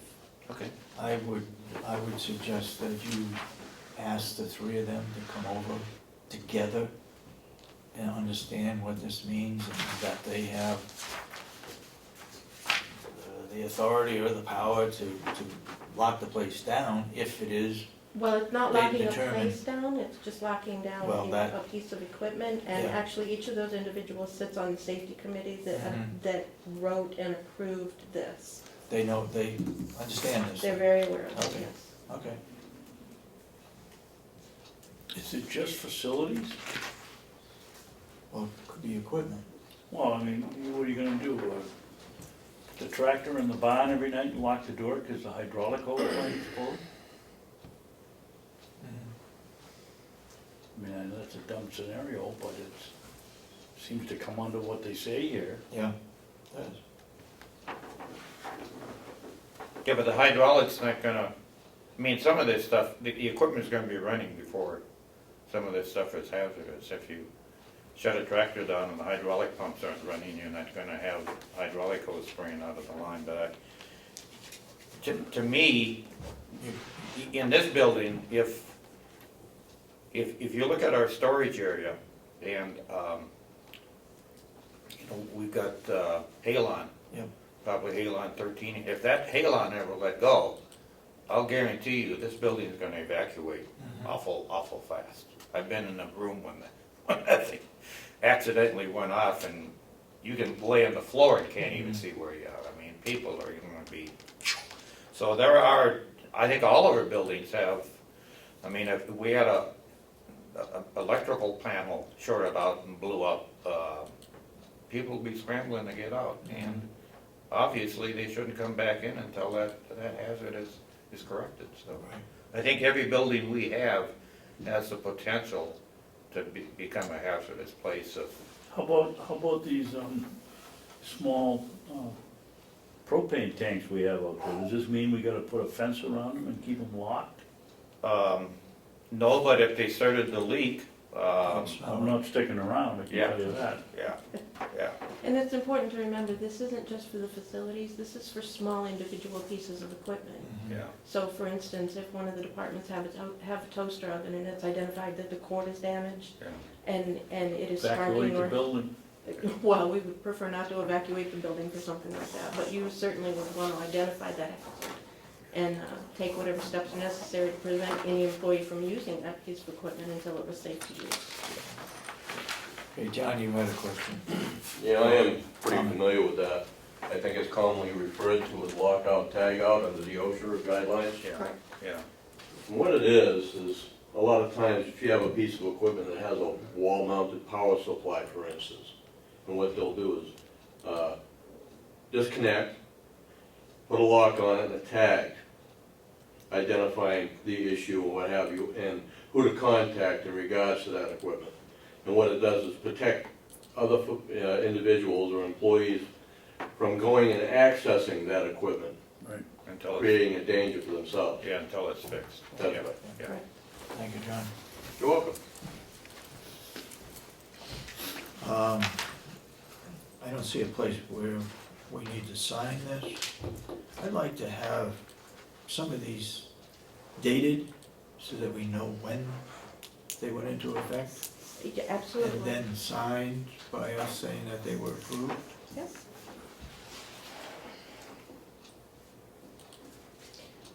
For our personnel reference guide, we actually have a footnote on each of the policies in there that identifies the name of the policy and when it was When it was. approved, Perfect. what month it was approved. We could do Okay. the same Yep. thing with this. Okay. Okay. Anybody have any problems with this? Nope, I don't know, glad we have it. Okay. I will make sure that Lynette has an amended copy of this for your approval on Wednesday next week then. Do we have, do we have many more of these kind of things that we're supposed to have a policy on and we don't? I mean, are we eliminating these little by little, or do we still have a list of ones that are missing that have to be? I'm unaware of a list, but Okay. as we're identifying those shortcomings, we're taking steps to correct them. Okay, thanks. Where are we on destroying records? That I do not know. It became a little bit of a hot button topic there for a while, and I'm not Yeah. sure if it was adequately resolved. We need to find out what the laws are, as to how long we keep this stuff. We, when that has, because we're gonna form a committee, and Oh, that's right. I'm supposed to be the chair of the That's right. committee, and we're supposed to get representatives. Last week, when that had a list of retention guidelines that was just about complete, and I thought I'd get it today, but I'll probably get it at the next meeting, but she put together a list of the retention guidelines. The state document I got from Melissa is huge, and we can call out maybe about, I say, half of those, because some of them don't apply to us. But that is well documented. Once we have that in place, and we have a document we can use, I mean, then I have to, and I guess I'm asking you guys, how many departments do I have to involve? We should have the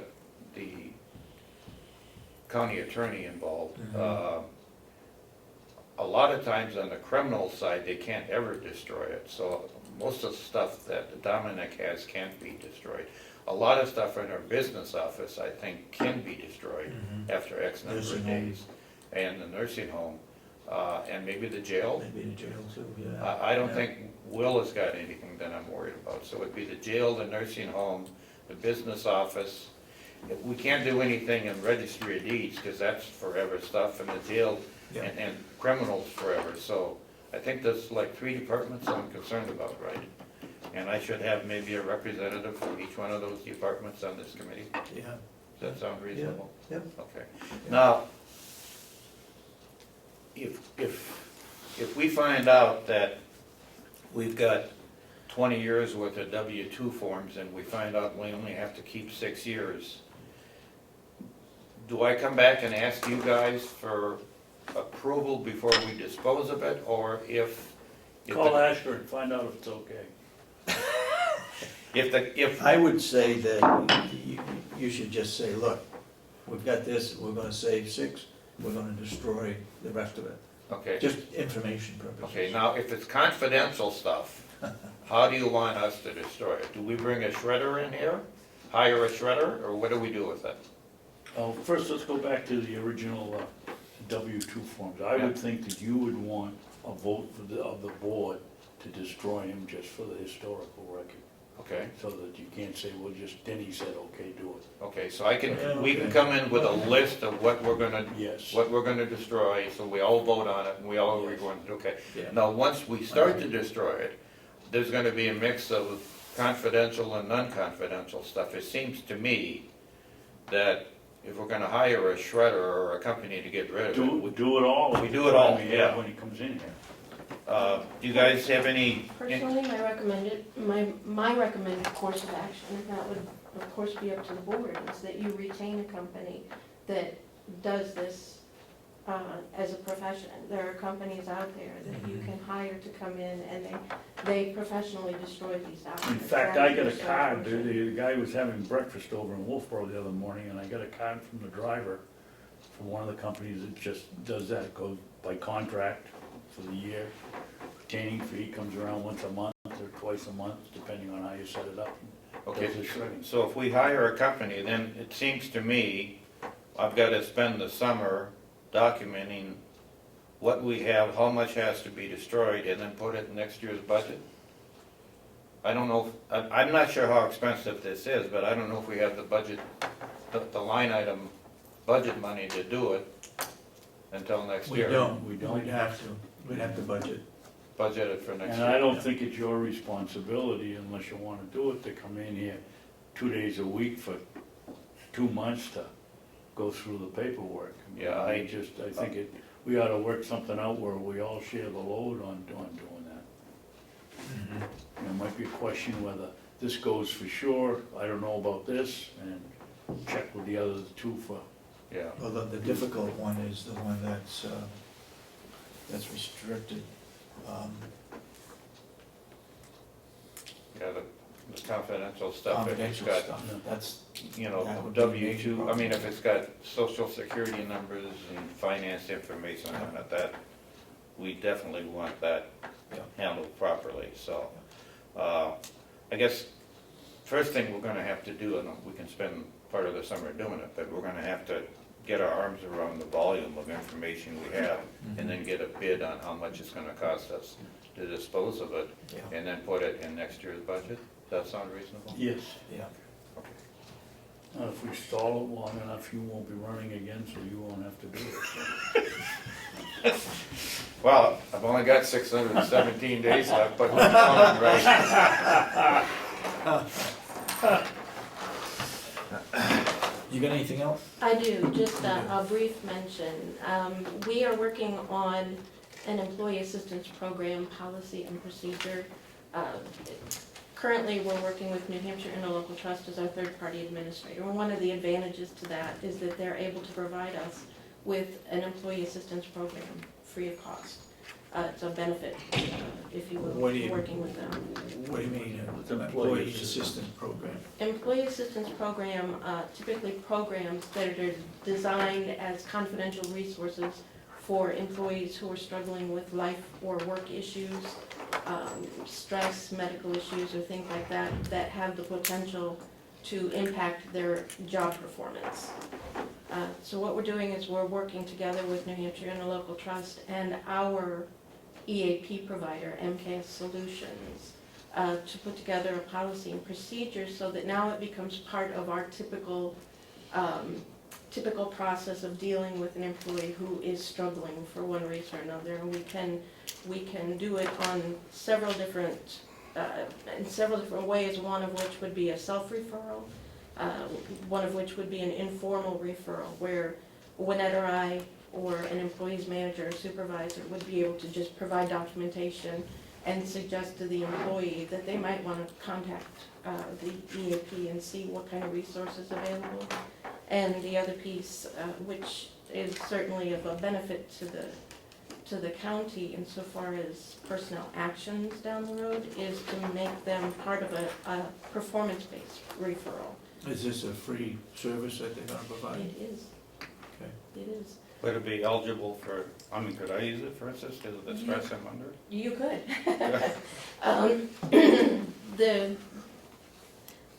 I have to say, and I'm gonna kind of throw this out there publicly, I've worked with a number of EAPs in the past.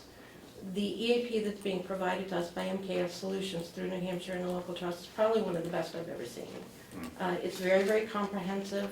They do not limit the people who are able to utilize their service to only full-time people or full-time and part-time. Even our per diem employees are capable of taking advantage of it. And it's not restricted to the employee only either. So for instance, for myself, I have children who would be able to contact the EAP for school-related stress issues, bullying, peer pressure, and that kind of thing. I've cruised around on the MK Solutions EAP website. It is a very extensive, very user-friendly website, and it provides resources for everything from substance abuse to marital stress to workplace issues to providing templates for things like creating living wills and things like that. Good. So we are going to be, just kind of a heads up to the board, we are going to be putting this in front of you as well. Okay, sounds like an excellent program. It is. Why don't you get something? And there is training Oh. on Thursday for the department heads at our facility administrators meeting, that I sent an email out for Yeah. everyone to please make sure I that saw they that. bring themselves, but also any supervisors, any people who are in a supervisory capacity, that they need to be here to hear. Mary Kimmel is the one that's coming up, and she will be doing a presentation on that, which we will follow up with a policy that we'll put in front of the board. Okay. Debbie, do you have to, all you have to do is be a county employee to access this, or a family member of a county employee? County employee or Whether you're- independent? Okay, per diem, full-time, part-time, is anybody? No limitation on that. They can be a per diem employee who works once a month. Okay. Do they have to have the insurance? No. Strictly free? That's correct. As a matter of fact, the people who work in our dispatch center and sheriff's office do not participate in the county health plan through NHIT, but because they are county employees, they would be able to participate in this EAP as well. Okay. Okay, anything else? That's it. All right, thank you. You're very welcome.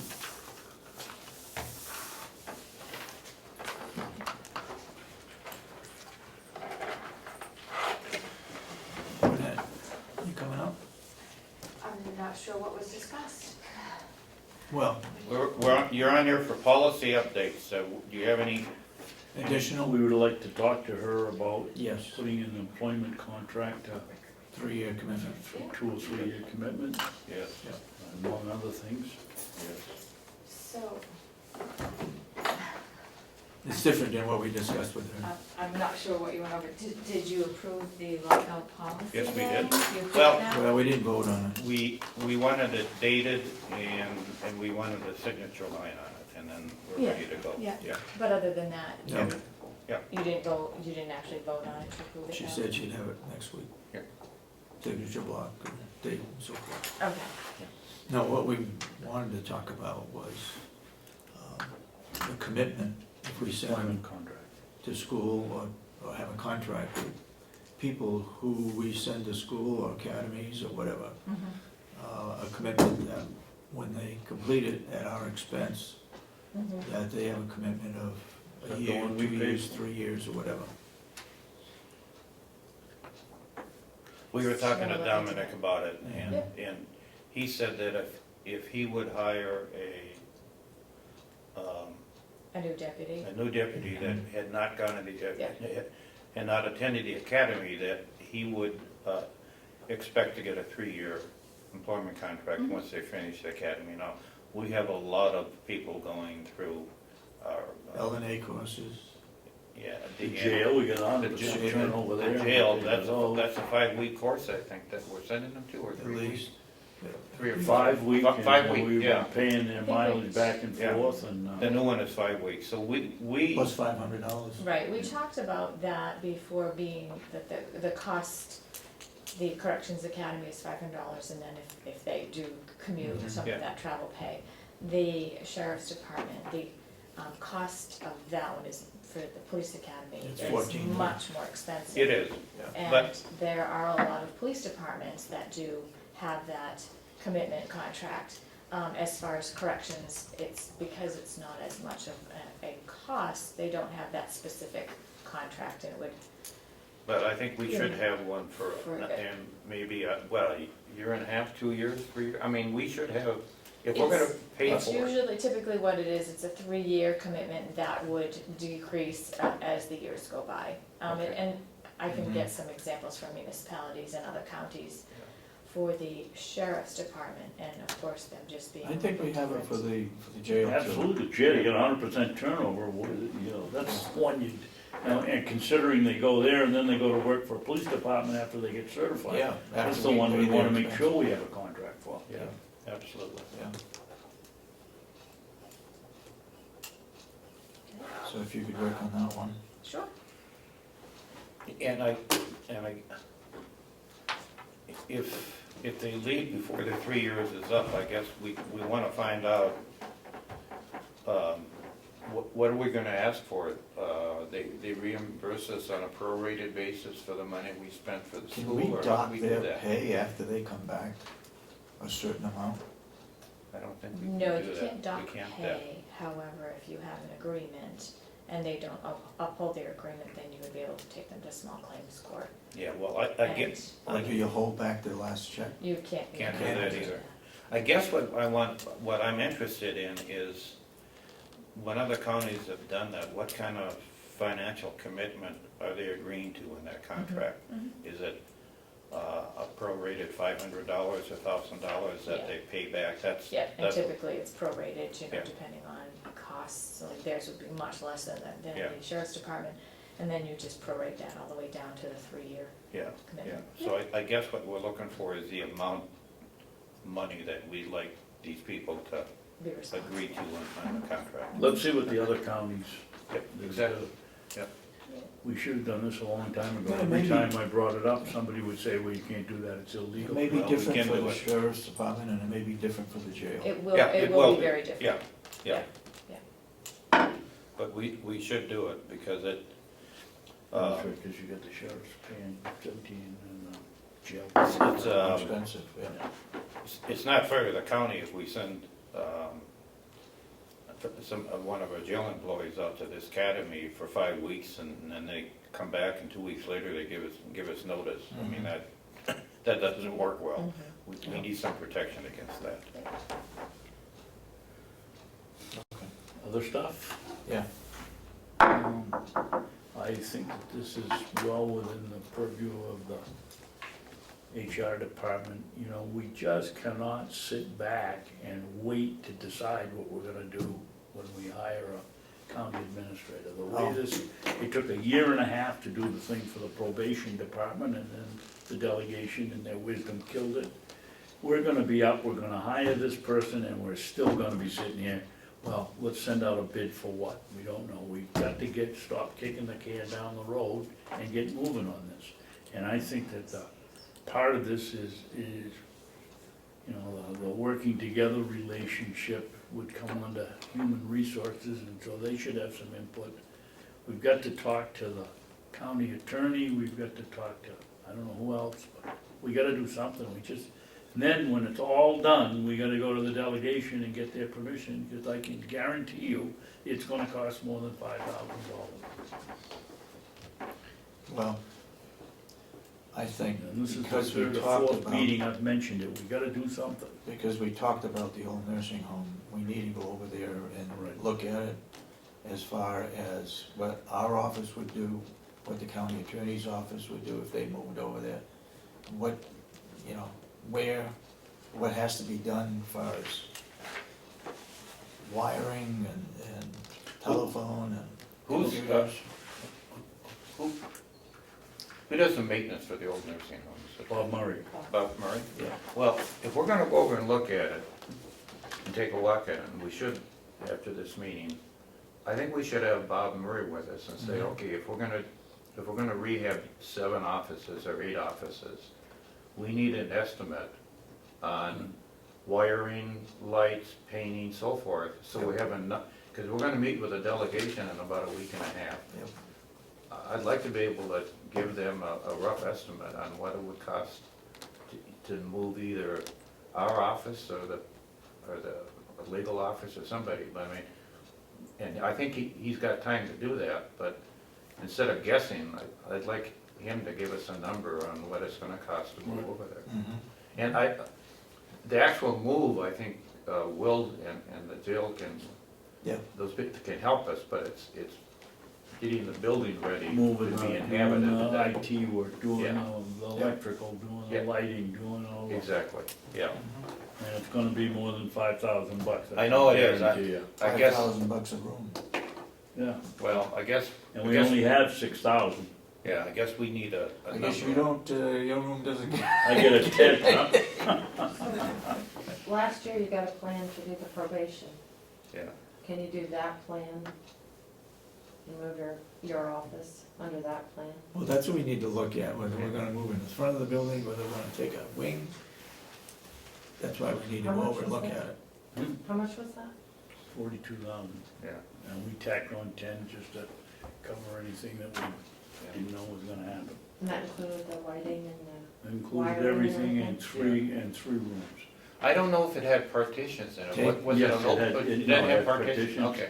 But the petition, Some of it was the gonna be knocked reason it was down. so cheap is the petition didn't go to the ceiling, so they didn't have to worry about the sprinkler system hitting that or having to go. Oh, that's the, okay. But if we move into an existing office, wouldn't that be much less? Because Oh, yeah. the walls are on ceiling, everything.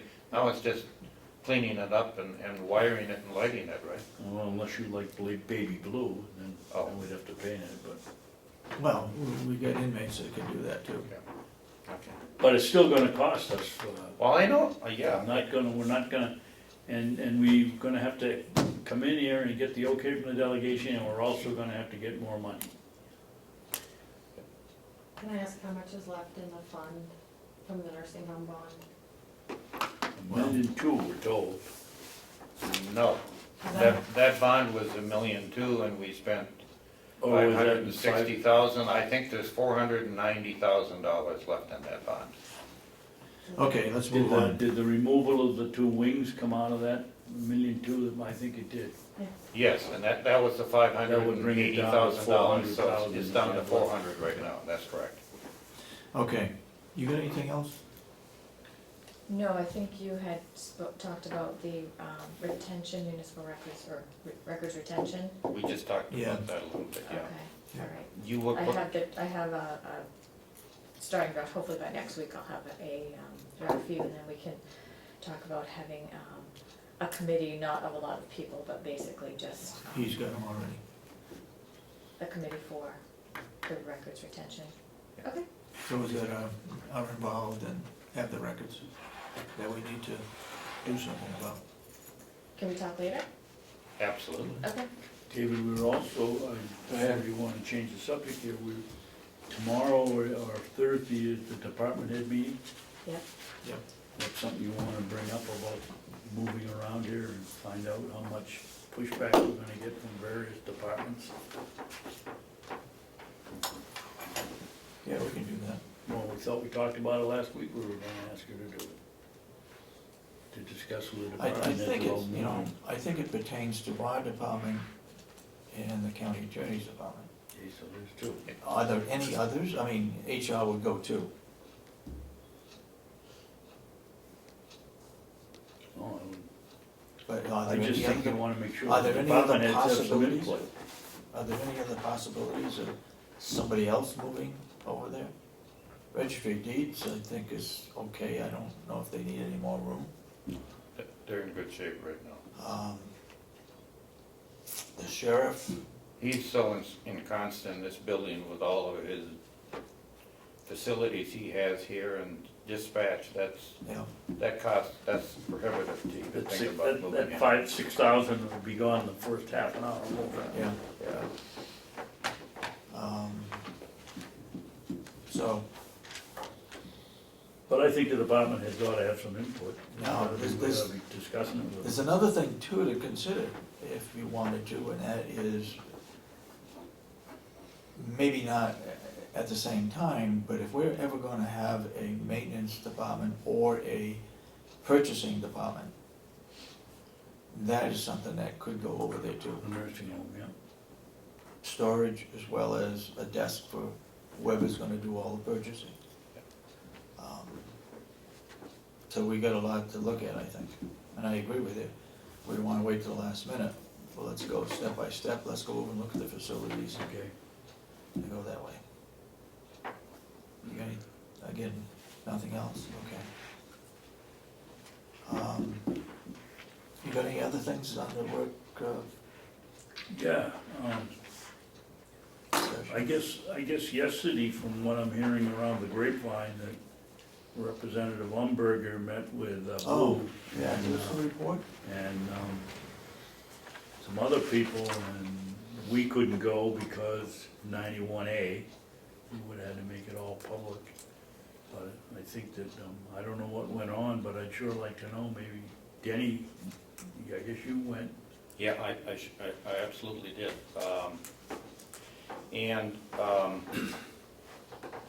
First of all, I think, I'd like to tell you, I was impressed with the job that Ron did. Our auditor, he handled himself very well. He was well prepared.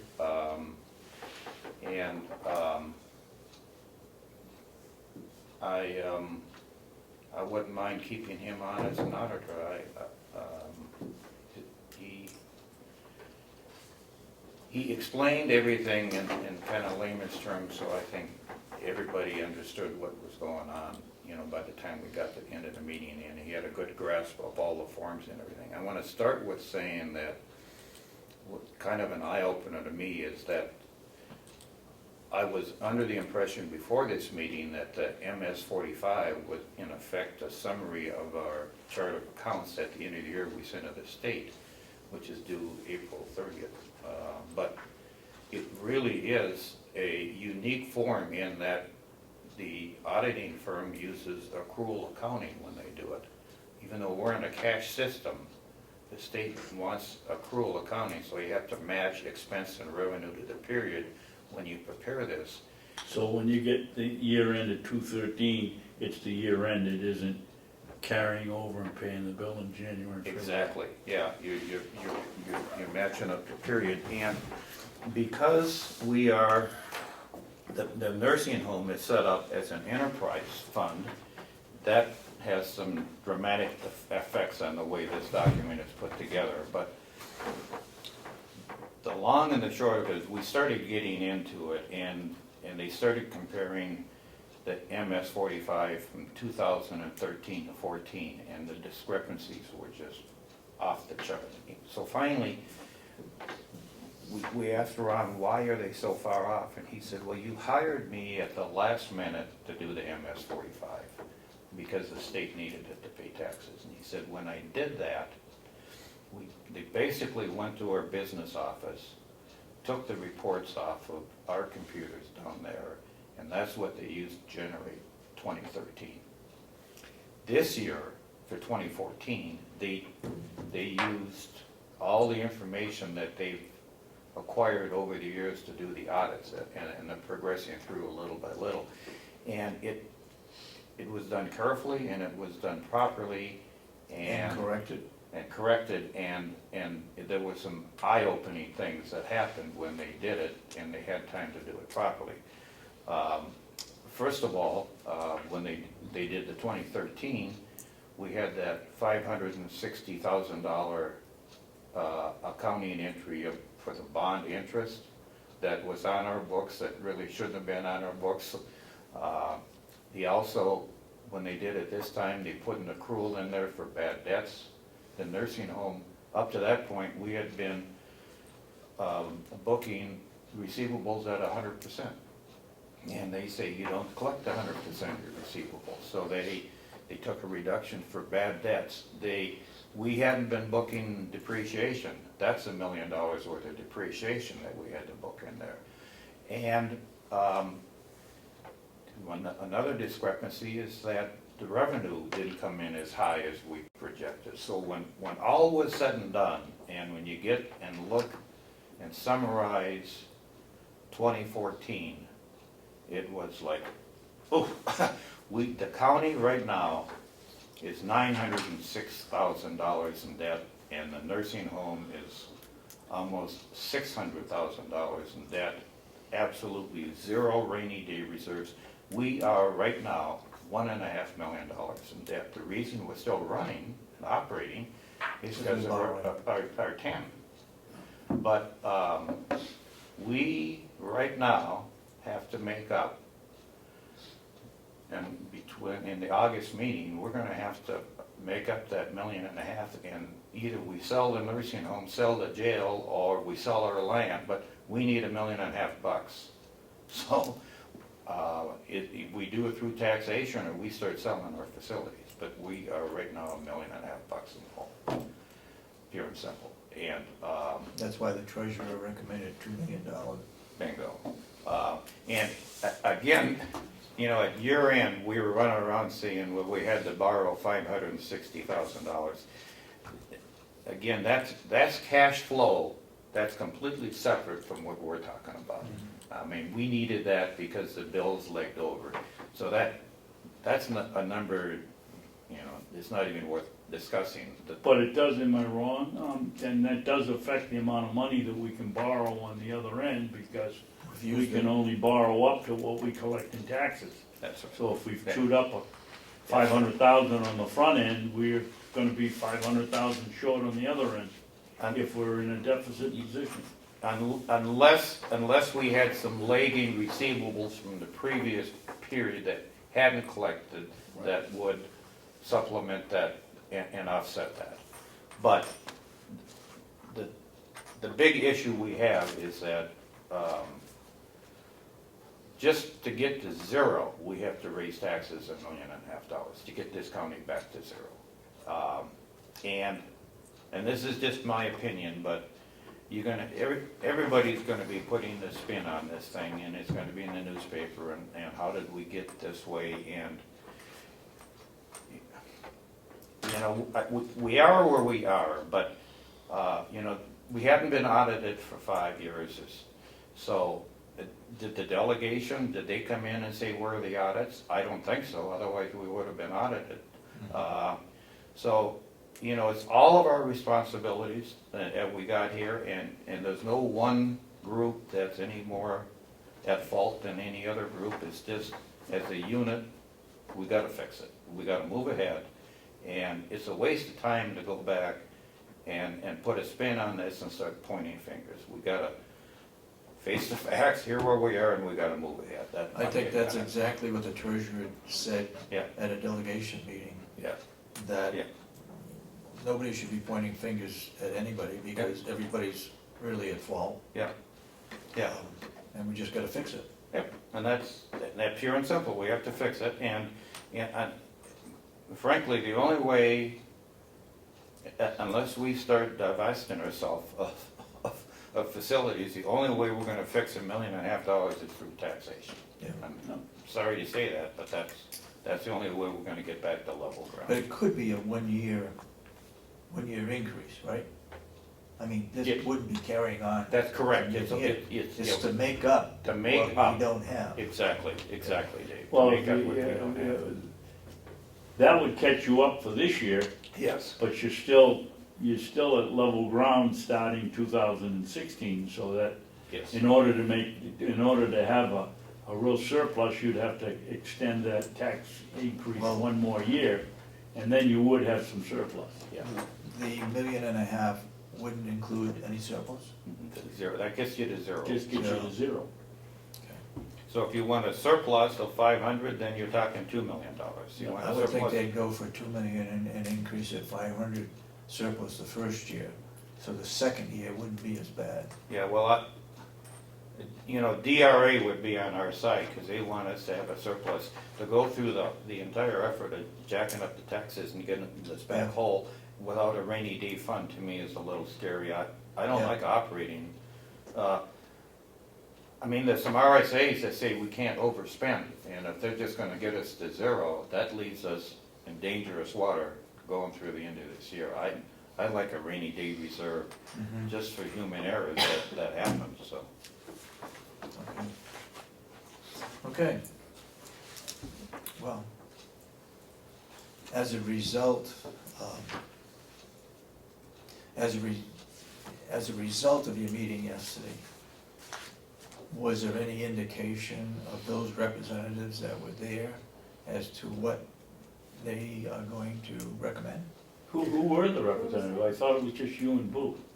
No, No, it was, initially it was Umberger and Kathy Geary, I thought. it was Umberger, Yeah. it was Karen That's- Umberger, it was Mark McConkey, It was Ron, myself, and Susan Tysers was here. Yeah, they said right towards the end, they said, well, you guys are gonna have to do a better job of managing expenses and revenue. And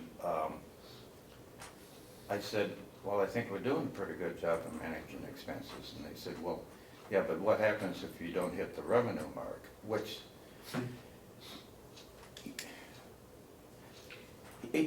I'll give you, I thought about it all the way home, because the revenue is inflated because of the delegation. So I called the two commissioners down in Stratford County, and I said, and Leo's been there almost 40 years.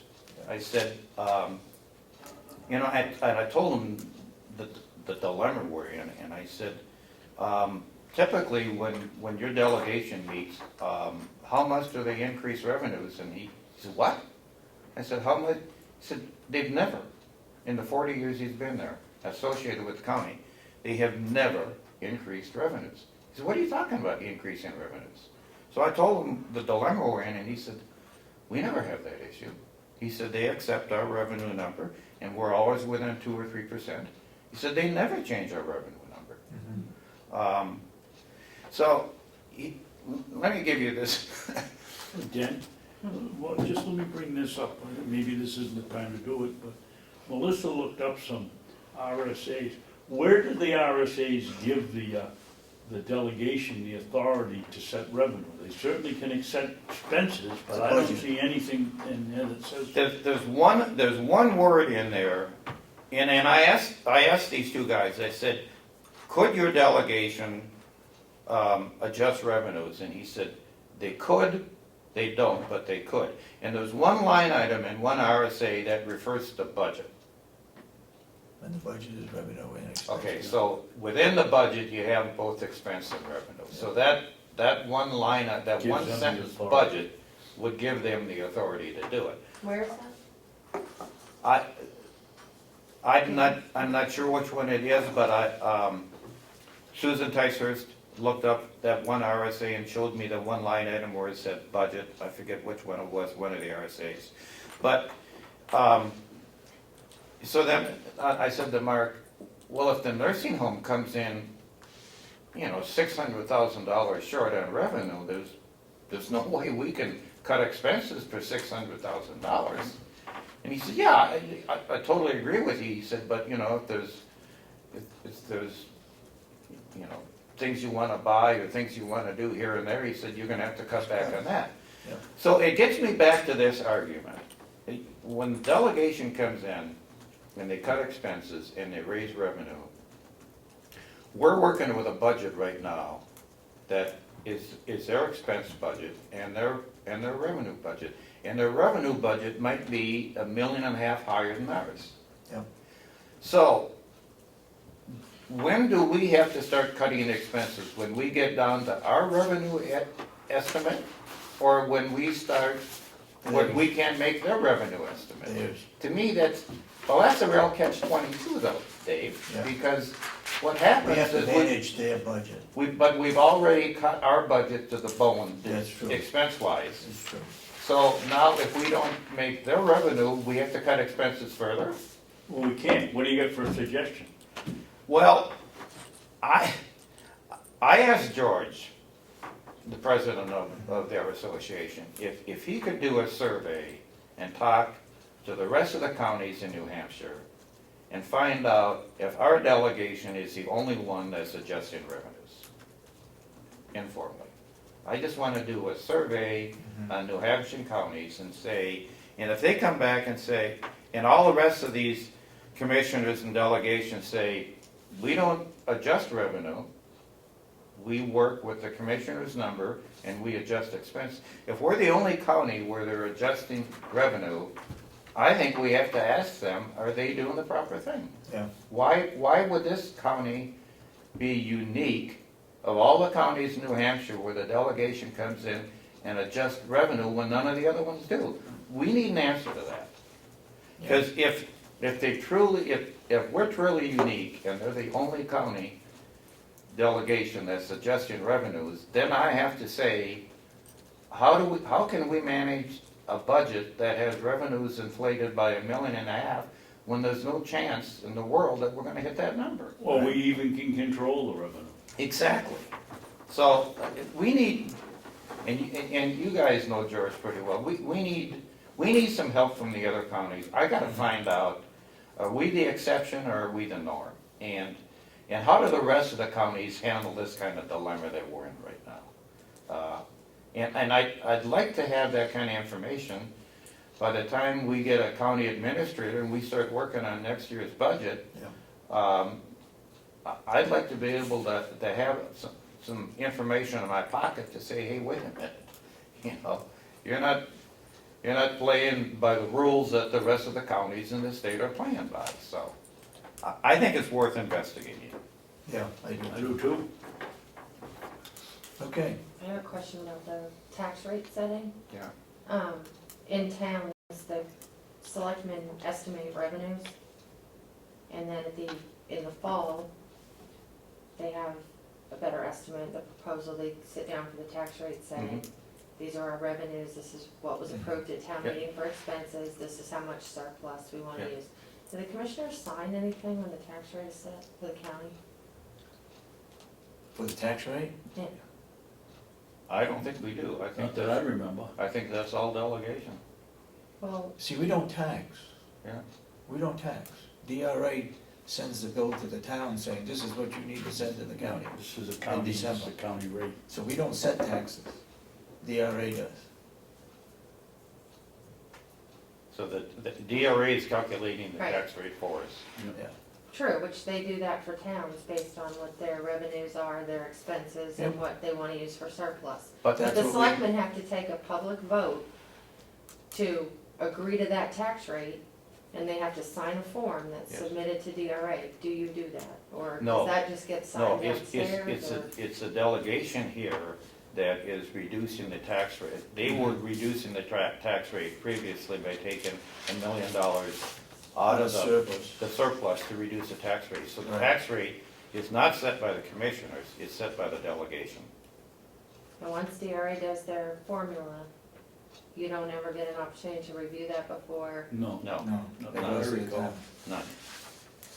What else? Okay. You know what? One town where I went to deliver our annual report, I saw their annual report, and I went through it. And you know, in their line items, they've overspent. Oh, sure. Every one of them. And the Yeah. delegation is complaining about us over expending certain line items? Well, here's a case in point. A friend of mine who is the chair down of the budget committee in Wakefield, we went out and met with a banker for the nursing home a couple days ago, and I was telling him how the delegation here is telling us that every line item's an appropriation, and he said, no, it's the bottom line budget. I said, well, but I'm telling you, virtually every town in this state operates the with a same bottom way. line budget. Yeah. And this, every line item is an appropriation, And if you looked at our Abomination. minutes, that's what they did here too. exactly, They did the bottom line, they didn't Yeah. go approve each individual Yeah. line. But they want us to manage every line item. Here's, when you get down to it, a budget is a plan. Yeah, There's nothing cast in concrete, it's a plan. So to say it's an appropriation and it's cast in concrete, nobody's got a crystal ball that's gonna tell you what your revenue is for next year and your expenses are for next year until you get into it. you have It's a- emergencies that come up, It's a plan, and we're working towards a plan, and we're doing our best to manage that plan. But there's nothing concrete about these numbers, they're an estimate. You know, one of the problems that's gonna come, McCarthy's bill is going before the Senate this week. It came out of there, whatever committee looked at it, 5-0, so it's going in on the consent calendar, which means it'll be passed with 100 other bills and one vote. And once that passes, the governor will probably sign it, and we have to begin thinking about what we're gonna do, because we don't have an executive committee. The whole The whole group. delegation is the Yeah. executive committee. these people are gonna have to start planning on coming in here. We get down to September and October, and I'm betting they're gonna have to come in once or twice or 3 times a month when you get into December, because we're gonna be over $1,000 and Yeah. certainly in a lot of line items. Yeah. We have to decide what we're gonna do about the bills we get. We get a credit card bill, we don't pay any penalty, we don't pay any interest because we pay it off. Now we're $1,000 over and we're gonna have to use the credit card, we use the credit card to pay for it. We're gonna have to accept the penalties and the interest on that while we wait for them to come in and, I mean, I just see the thing as a disaster, but it's something we have to count on I know it. when we begin setting our budgets. I know it. And the only saving grace we have, not saving grace, but that might make it a little bit easier, is that starting, and it was approved in 2014, but DRA consolidated the accounting chart, and right there. You guys- The numbers. The numbers, so a lot of the stuff that we used to have individual line items now are gonna be grouped into one line item. The more we can group this, the less $1,000 variances we're gonna have, and the easier it is to manage this budget, but. But that's DRA. I That know. requires that. That plan But that I the- sent to you eliminates 160 line items. But the delegation can say, we want it separated out. Well, but if, You We- can do that in subcommittee. we can do it in subcommittee, but what I'm telling you is that if DRA says they want this combined, DRA is providing our chart of accounts, not the delegation. Well, I And we- guess then I'd have to agree with David, you're absolutely right, we can group it any way we want. For But when you reporting get down, purposes. when you get down to reporting it, if line item 4140 something or other shows lawn mowing, we can group it for DRA for our forms under maintenance, but we're gonna have to show it if they want it as a separate, and then if we go over it, they're. Well, I guess, let me ask this question. Who's responsible for our chart of accounts? Is it DRA or is it us? Or is it, we have to provide DRA when we summarize it, but Yeah. when we do our budget, does the delegation determine the line items or do No. we? Yes. That's what they've done. I don't think so. No. I don't think so. Why would you say no? It's up to the commissioners what's in that budget, and they only have the option to vote yes or no. Yeah, but they can come along and say, we want you to put And X if- into and it, if we- we say no. We say no. Well, how do we make out with putting the farm and the septic system and the waste and the water system And we all together? we They're can't, supposed to be can't do grouped it. together according to DRA, except for the farm. Maintenance and Yeah. sewer are supposed to be Yeah. together. yeah. But Well, but we have to follow their chart of accounts. Now, you know, if they come in here and they say, you know, you got one line for ammunition, we want an ammunition line for every single deputy. No, for the sheriff's department and the jail. Yeah, and we say, no, we're not gonna do that. This is the way we're gonna budget it, this is the way we're gonna run it. Then they can go up or down on the vote. You don't wanna do it? We don't give you the money. you still can have all those subcategories, but what that does is it takes all of your medical insurance lines across the complex and puts them where it's supposed to be into one medical insurance pot. And it takes all the payroll expenses, instead of having 150 line items for unemployment, social security, it all goes into employee payroll expense. One number, one account number. It doesn't eliminate all those subcategories you normally vote on, it just, Summarize it there. it summarizes the big ones, and you go over a lot on the medical insurance because your type of employees fluctuates all year. Right. So that would eliminate some of those problems.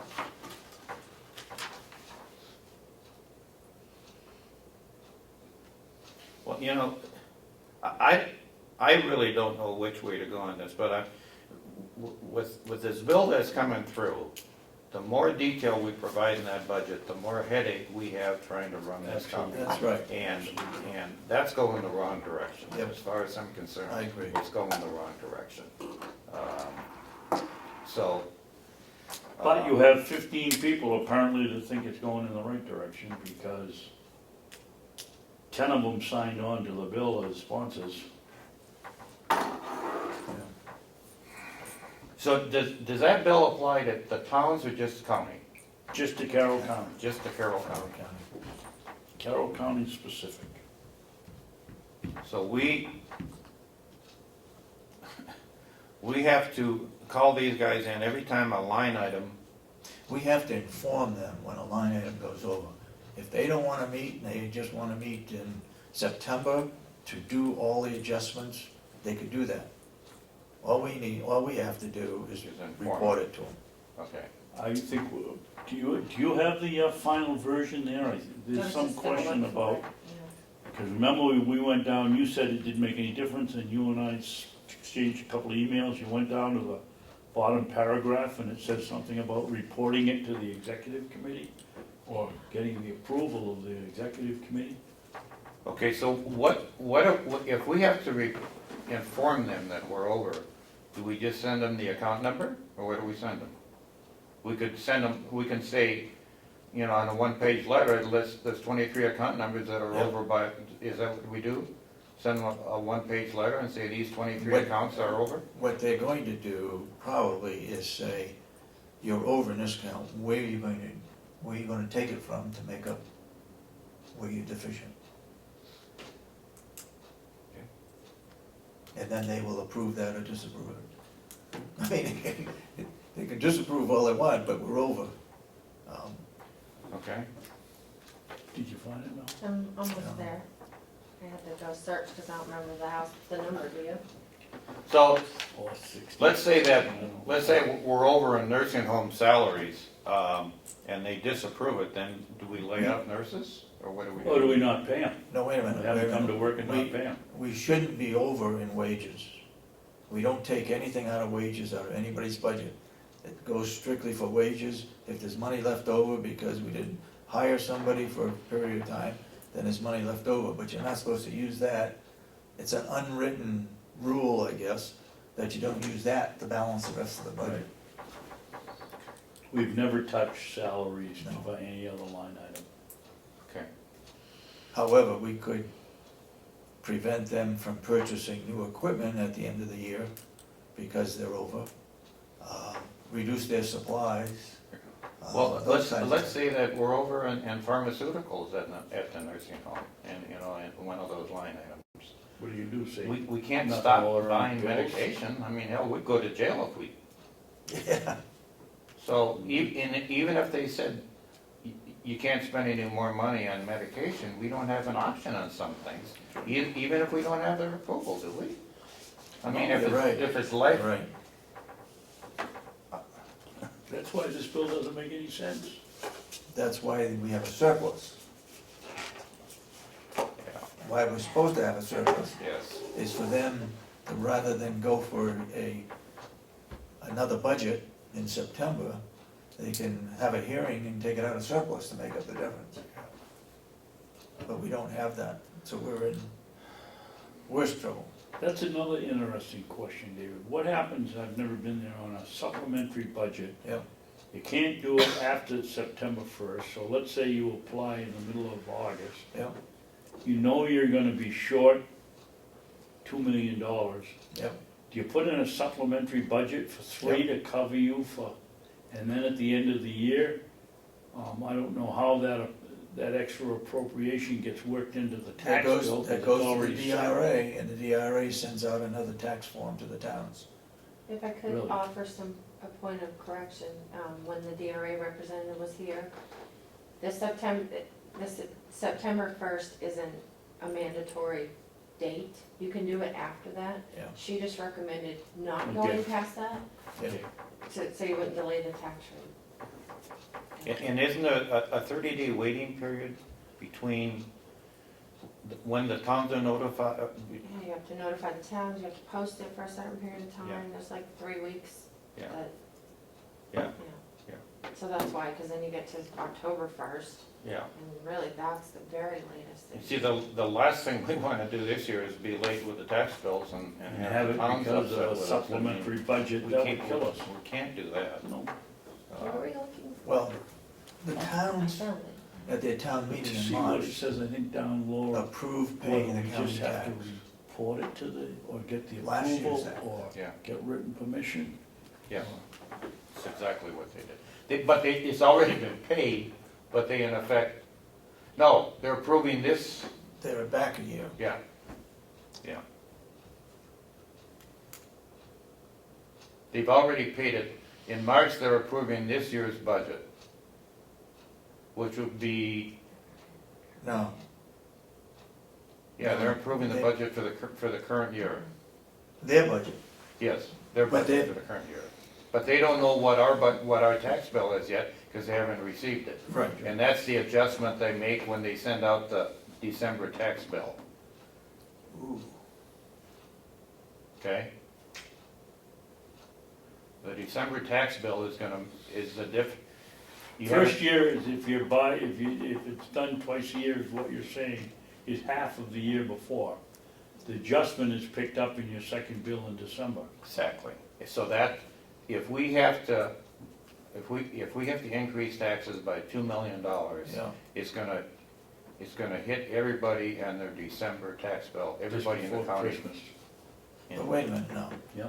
We're borrowing money Yeah, in January Yeah, yeah, to make it through this year. yeah, They then reimburse us in December, right? yes.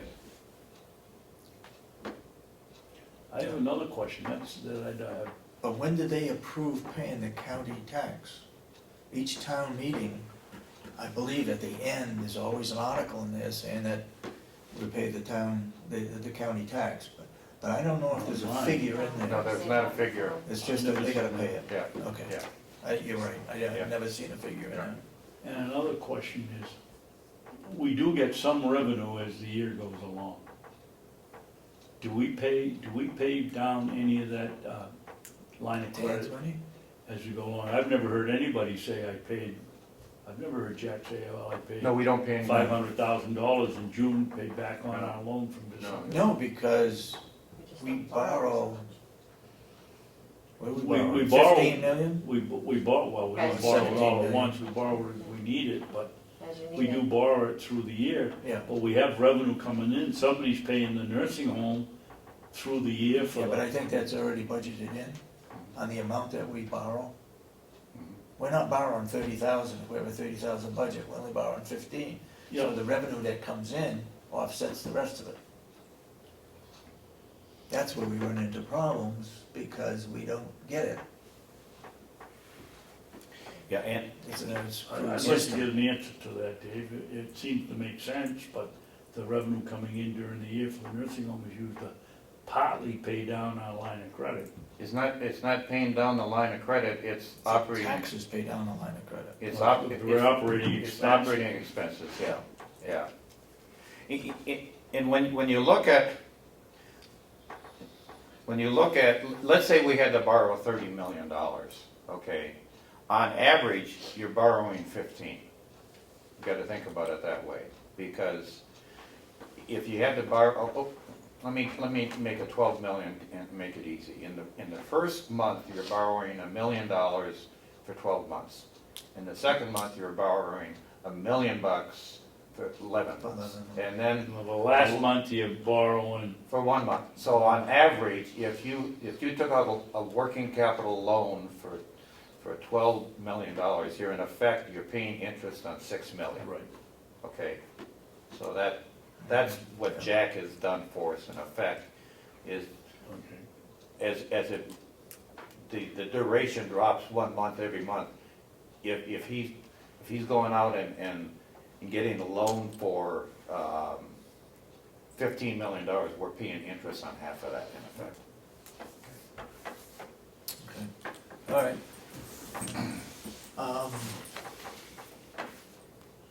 So do you, as a result of yesterday's meeting, do you have any idea what may take place? Well, probably nothing. Well, What that- take place on the 4th of May? Yeah, well, on the 4th of May, They're gonna appoint a treasurer. they're gonna appoint a treasurer, and my understanding is that the information that was assimilated yesterday is gonna be laid out in detail to the delegation. So the entire delegation on that meeting is gonna be brought up to date to the financial status of the county, and everybody in the delegation at that point is gonna know the status of our And who's gonna do that? It's my understanding Karen's gonna do it. Because she implied that, well, I have to tell the delegation such and such, so it's my understanding that Karen's gonna do it. And she understands it pretty much.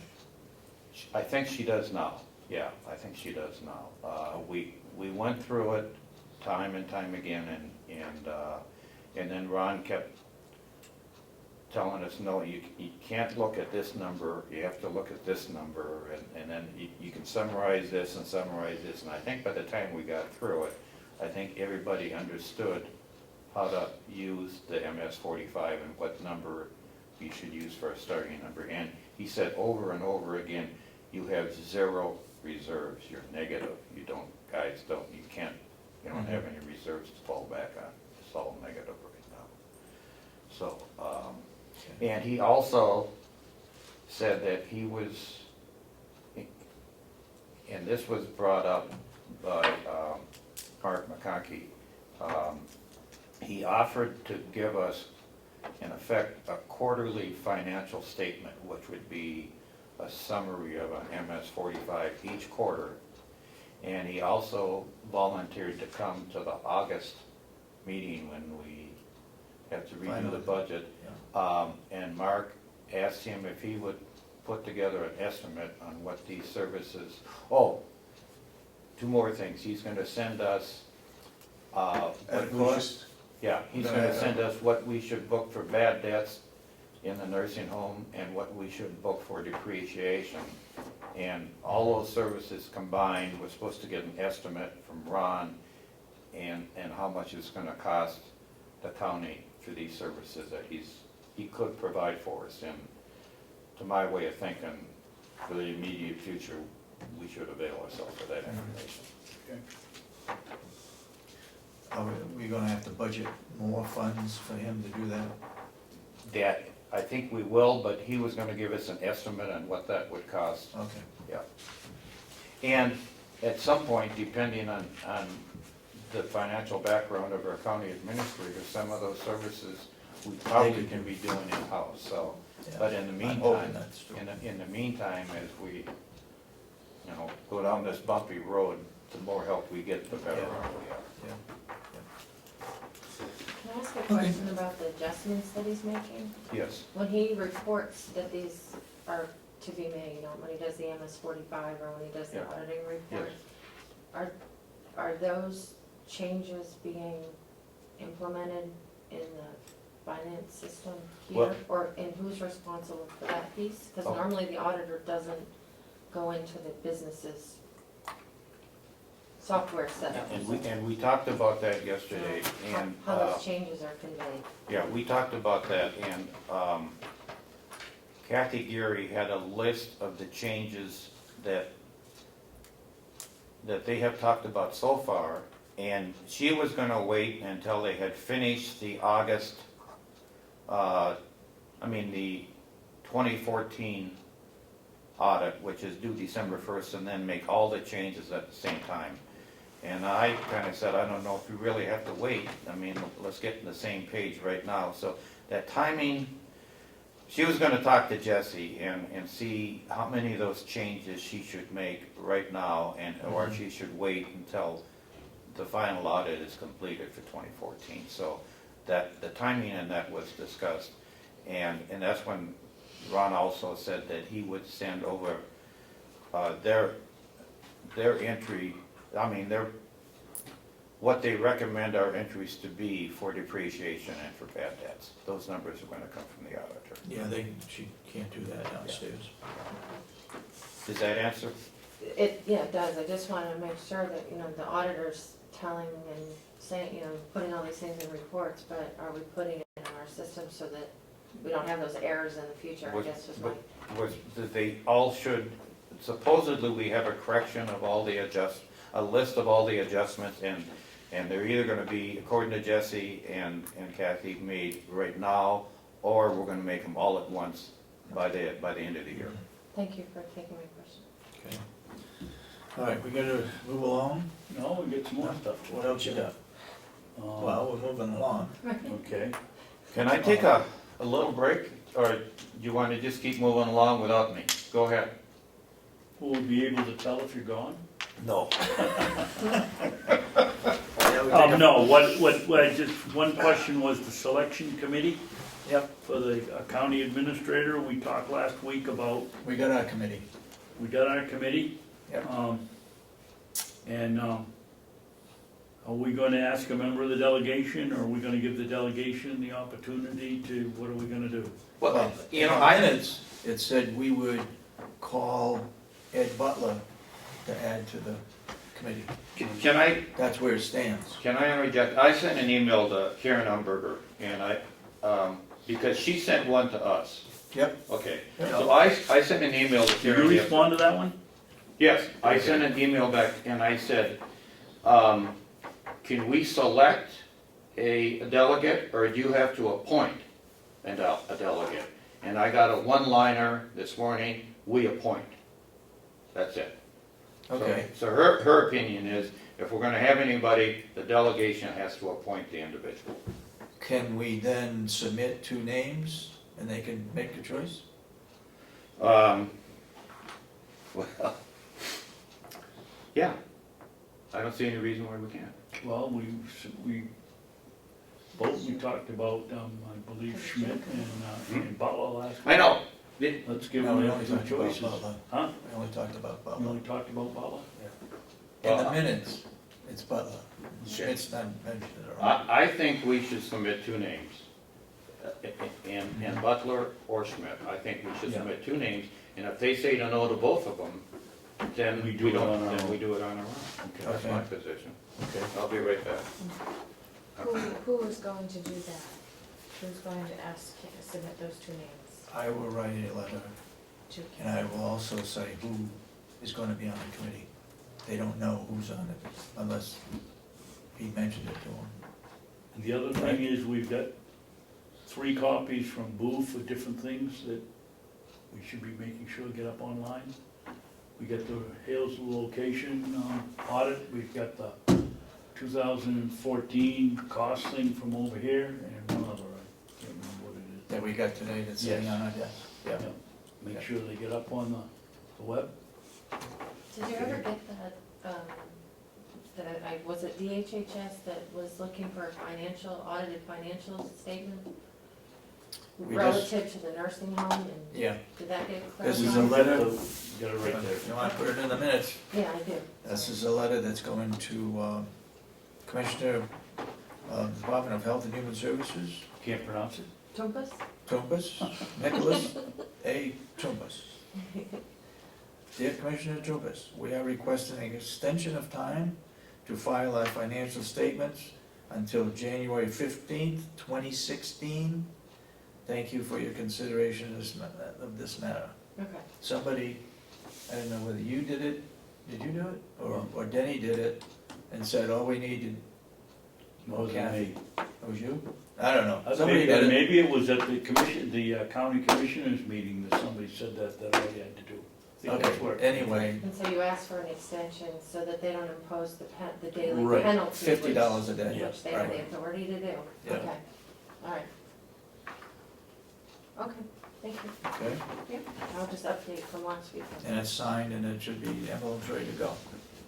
And the last thing is, do we have anything at the Cooperative Extension Advisory meeting tonight? Do we have anything for them? Well, we hope Wendy is still working, which she is, but you may bring that up, that she's marking Trees? timber for harvest. Yep. That, yes, we have that high tunnel, we're hoping that it gets filled, and that everything doesn't come in all at once, so that the nursing home can take advantage of it. I think we would agree to have any kind of an educational program they'd want to have regarding that. It's co-op figures right up your alley, I can see that. Isn't,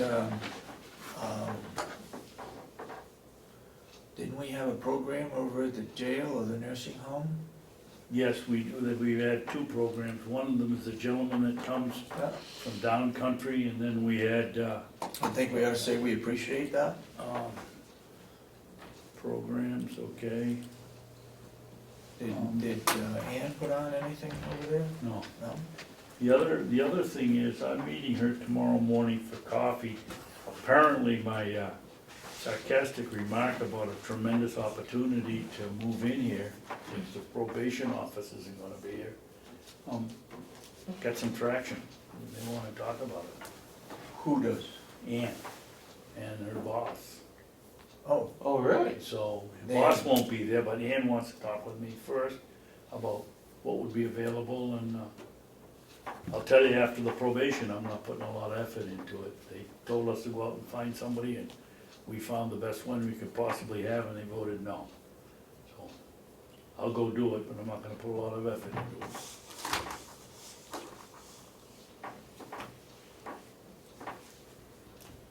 are you thinking that the Quab Extension has found some money to renovate the facility? I have no idea, but I'm willing to listen. Because they must know that.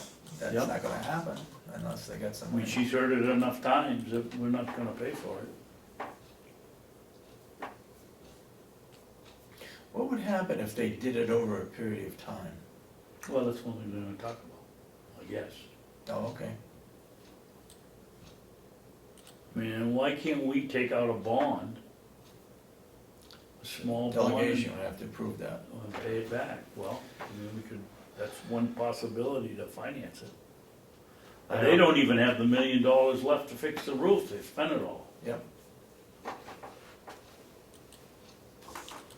We don't have enough money to tear down the two wings. No? And I can tell you right now, as long as I'm on this board, I'm not voting to tear down the other Well, building. I'm not either. Would you do me a favor Yep. and check to find out exactly how much it cost to tear down those two wings and Yeah. repair whatever it is, and have that document so that we know exactly, well, with inflation, if we don't do it this year, what's gonna happen if it's done next year, what it's gonna cost and where the money's gonna come from? Well, I don't think we have that.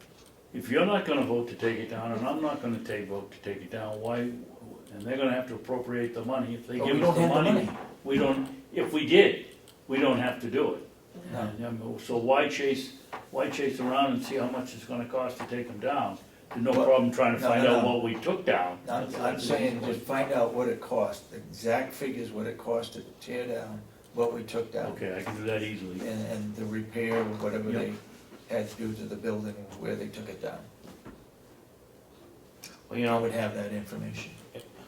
I've said it before, but I think we should cover our bases in this fall when we do the budget. I think we ought to put two line items in there. One is how much to tear it down, and one is how much to rehab it. And if they say no to both, Oh, they'll say yes to tear it down, but they gotta appropriate the money. okay, but even if they said yes to tear it down, we don't have to tear it No, down. we don't have to tear it down. So, but I'd like to find out which way they're going. One is to rehab it, one is to tear it down. We need money for both. If they say no to both, fine. If they say no to rehabbing it and yes to tearing it down, we still won't have to tear it down. But I'd like the delegation to step up to the plate. I want a vote from the delegation on which way they're gonna go. All right, they voted one not to rehab anything. Yes. Anybody who goes in there is gonna come in and have the money to rehab it. Yeah. Pay for it. Still, and still, they need to approve it. Yeah. They think, I believe right now, that we still have enough money to tear down the other two wings, which I don't think we have. But I don't know that for sure. Well, if the first one cost us, what, 506? I've paid bills. We need The to last figure bill out was, exactly the what last that bill is. was $13,000 increase because it had asbestos. Yeah. We had taken out $500,000 to do it, so I've always used the figure 513. 513. But somebody came back in here a month ago and said it was like 498 or So 540. 446, so it's Let's- $500,000. Let's get the exact figure. Okay, And then we paid for it, as you said, with bond money, so in Yeah. effect, we paid $1 million. yes, that's exactly what we Yeah. did. So the remaining wings are the same size as the one we tore down? Yes. So it's a. Fair to assume it's gonna be 500,000 With plus. inflation? Yeah. Okay, okay, I understand. Now, Dorothy Solomon, I don't believe, has come up with the money to Her rehab. due date was April 1st, and I thought it was the 15th, but I could be wrong. Maybe it Wow. was the first. Okay, and that was It's fine. yeah, okay, so that option's gone, right? Well, We think.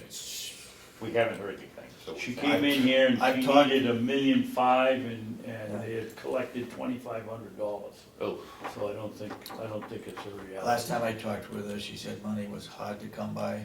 It took them too long to get the 501c3, and grants are hard to come by now. So I think the I don't answer is think no. they got it, but okay. only But she- if we only don't she vote knows. to tear it down, she can certainly continue to work on it Yeah, if I they get come it. up with something. It's the delegation that was demanding at that time, but they didn't put any money in the budget to take it down, so. Well, long-term, if we don't have money to maintain it, and we don't have money to tear it down, the roof is gonna start to leak. We're gonna get a lot of water damage in time. It's either gonna fall down or we have to tear it down, right? Or am I missing something? I mean, 10 years, if we don't do anything 10 years from now, isn't Mother Nature gonna start taking it down? I mean, I'm sure, yeah. so at that time, would we vote to tear it down? I'm not gonna be here, so. Well, I'm not either, so. I'm not, I'll be on the ground. I guess we don't have to worry about it. No, we don't have to worry about it. Hey, listen, we gotta get through some of these minutes. Okay, It's 11:30. Let's look at, We have three groups of non-public there that we have to sign off. Yeah. 4. Oh, you got We yours have too, four. I'm sorry. Yep. Yep. I'll make a motion, let me have that one and nothing on it. Oops. I'll make a motion that we approve the minutes of 4:15 and that we seal the minutes. And that we seal them, You already voted to seal them at your last meeting. okay? Well, then we So I only think have you to just vote need to to approve them. approve them. Yeah, I think so. So that's All right. session 3 of 3?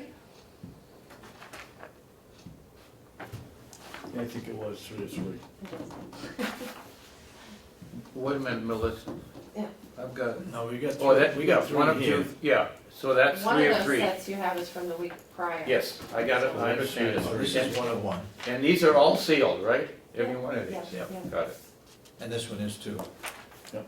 I make a motion we approve the minutes of 4:15, 14. 4:15 non-public. You need to, I think, go a little bit further. Personnel evaluation portion, maybe? The personnel of, well, Evaluation it's 3 and 3, so it's the That's all it is. personnel.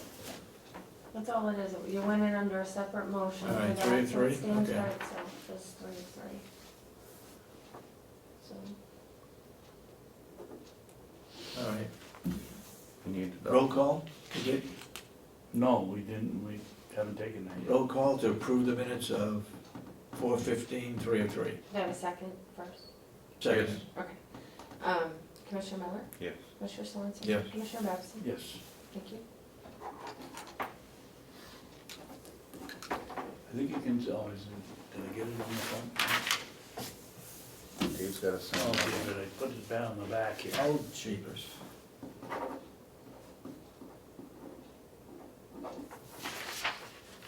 You wanna read that one? Yep. And you need these 2, Dave. All right.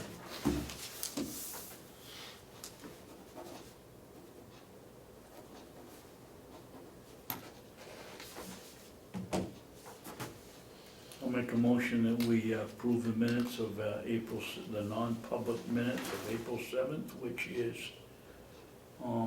this one of one, or is this one of the early? This is One of the- one. One One of one. That day. doesn't, Okay. that we approve the minutes of, non-public minutes of April 7th. Second it? Second, Commissioner Roll call. Miller, yes. Commissioner Sorensen, Yes. Commissioner Babson. No. Mr. Babson has not signed this. Oh, you're right. I thought it was you. Do we want to put, I just read it again, do we Yeah. want to put 2014 on that, or just leave it and let them figure it out? What they're asking for is a 2014 statement. Yeah, they did, that's right.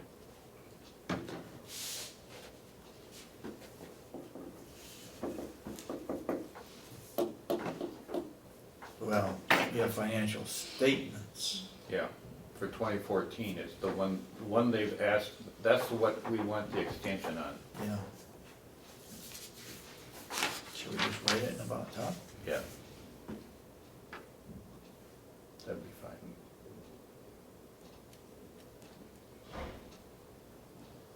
Perfect. Okay.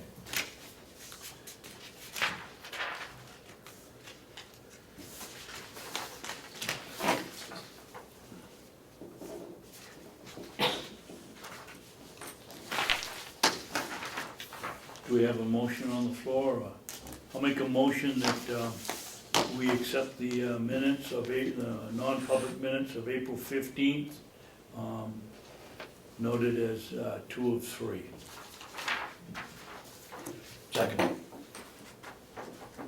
Commissioner Miller, Yes. Commissioner Babson. Yes. Just mix that up. Commissioner Sorensen. Yes. Thank you. Just keep you on your toes. I will make a motion that we accept the minutes of April 7th non-public session, known as 1 of 1. We already did that. You did, okay. It's okay, it's done. All There's right. one more to go. Yeah. A motion, let's see. A motion that we accept the April 15th non-public minutes for 2015, part 1, let's see, non-public session 1 of 3, part 1 of 2. Right. You made the motion? I made the motion. I'll second the Can I read them, Dave? Please. And that was to keep the two employee matters separate, on separate pages. Oh, yeah, okay. In case you ever wanted to release one and not the other, or, Yep, okay. Good move. Thank you, Melissa. no. You made, you, Pardon me? I made the motion, I'll second him. you second it? Commissioner Miller, Yes. Commissioner Sorensen. Yes. Commissioner Babson. Are you putting the dates on, right, on the top, Yes. when they were approved? So that should. Okay, that passes. Now, Commissioner Babson's gonna make a motion to approve the April 15th non-public session 1 of 3, part 2 of 2. I'd be more than excited to make that motion. And I will second it. Okay.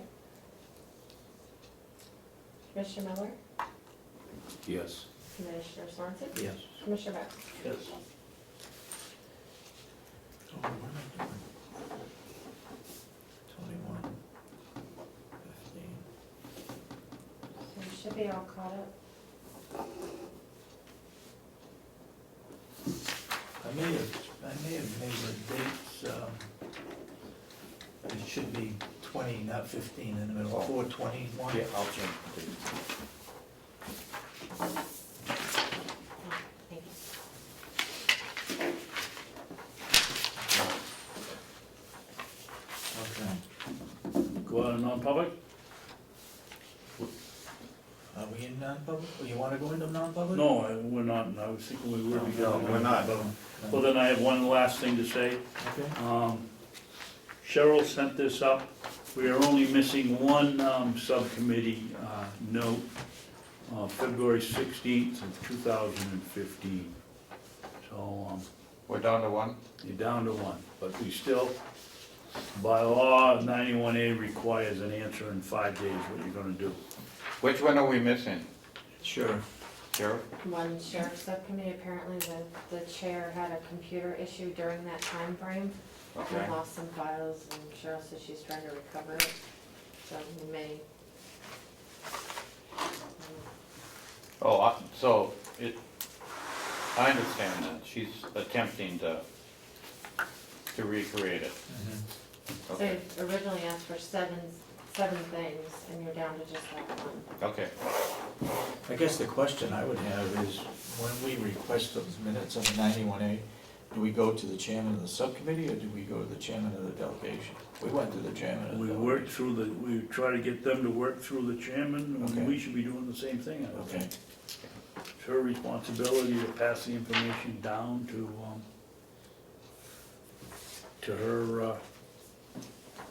Do you want that? Who's keeping that? Denny probably ought to keep it Yeah. with our records and non-public. Okay. Do we have any other business? No other business. Then I'll we make a will- motion, we adjourn. That we adjourn to the old nursing home We adjourn and. after lunch? Works for me. Okay. And, Second. And that we're gonna meet again, we're adjusting schedules here, it'll be next Wednesday, Next Wednesday. a week from Wednesday, a week from A tomorrow. week from tomorrow, we'll meet. Yes, totally agree. Where you going this week? No, I don't wanna, that's right. We don't want to ask. All right. All those in support of the motion say aye. Aye. Aye. We are stand adjourned.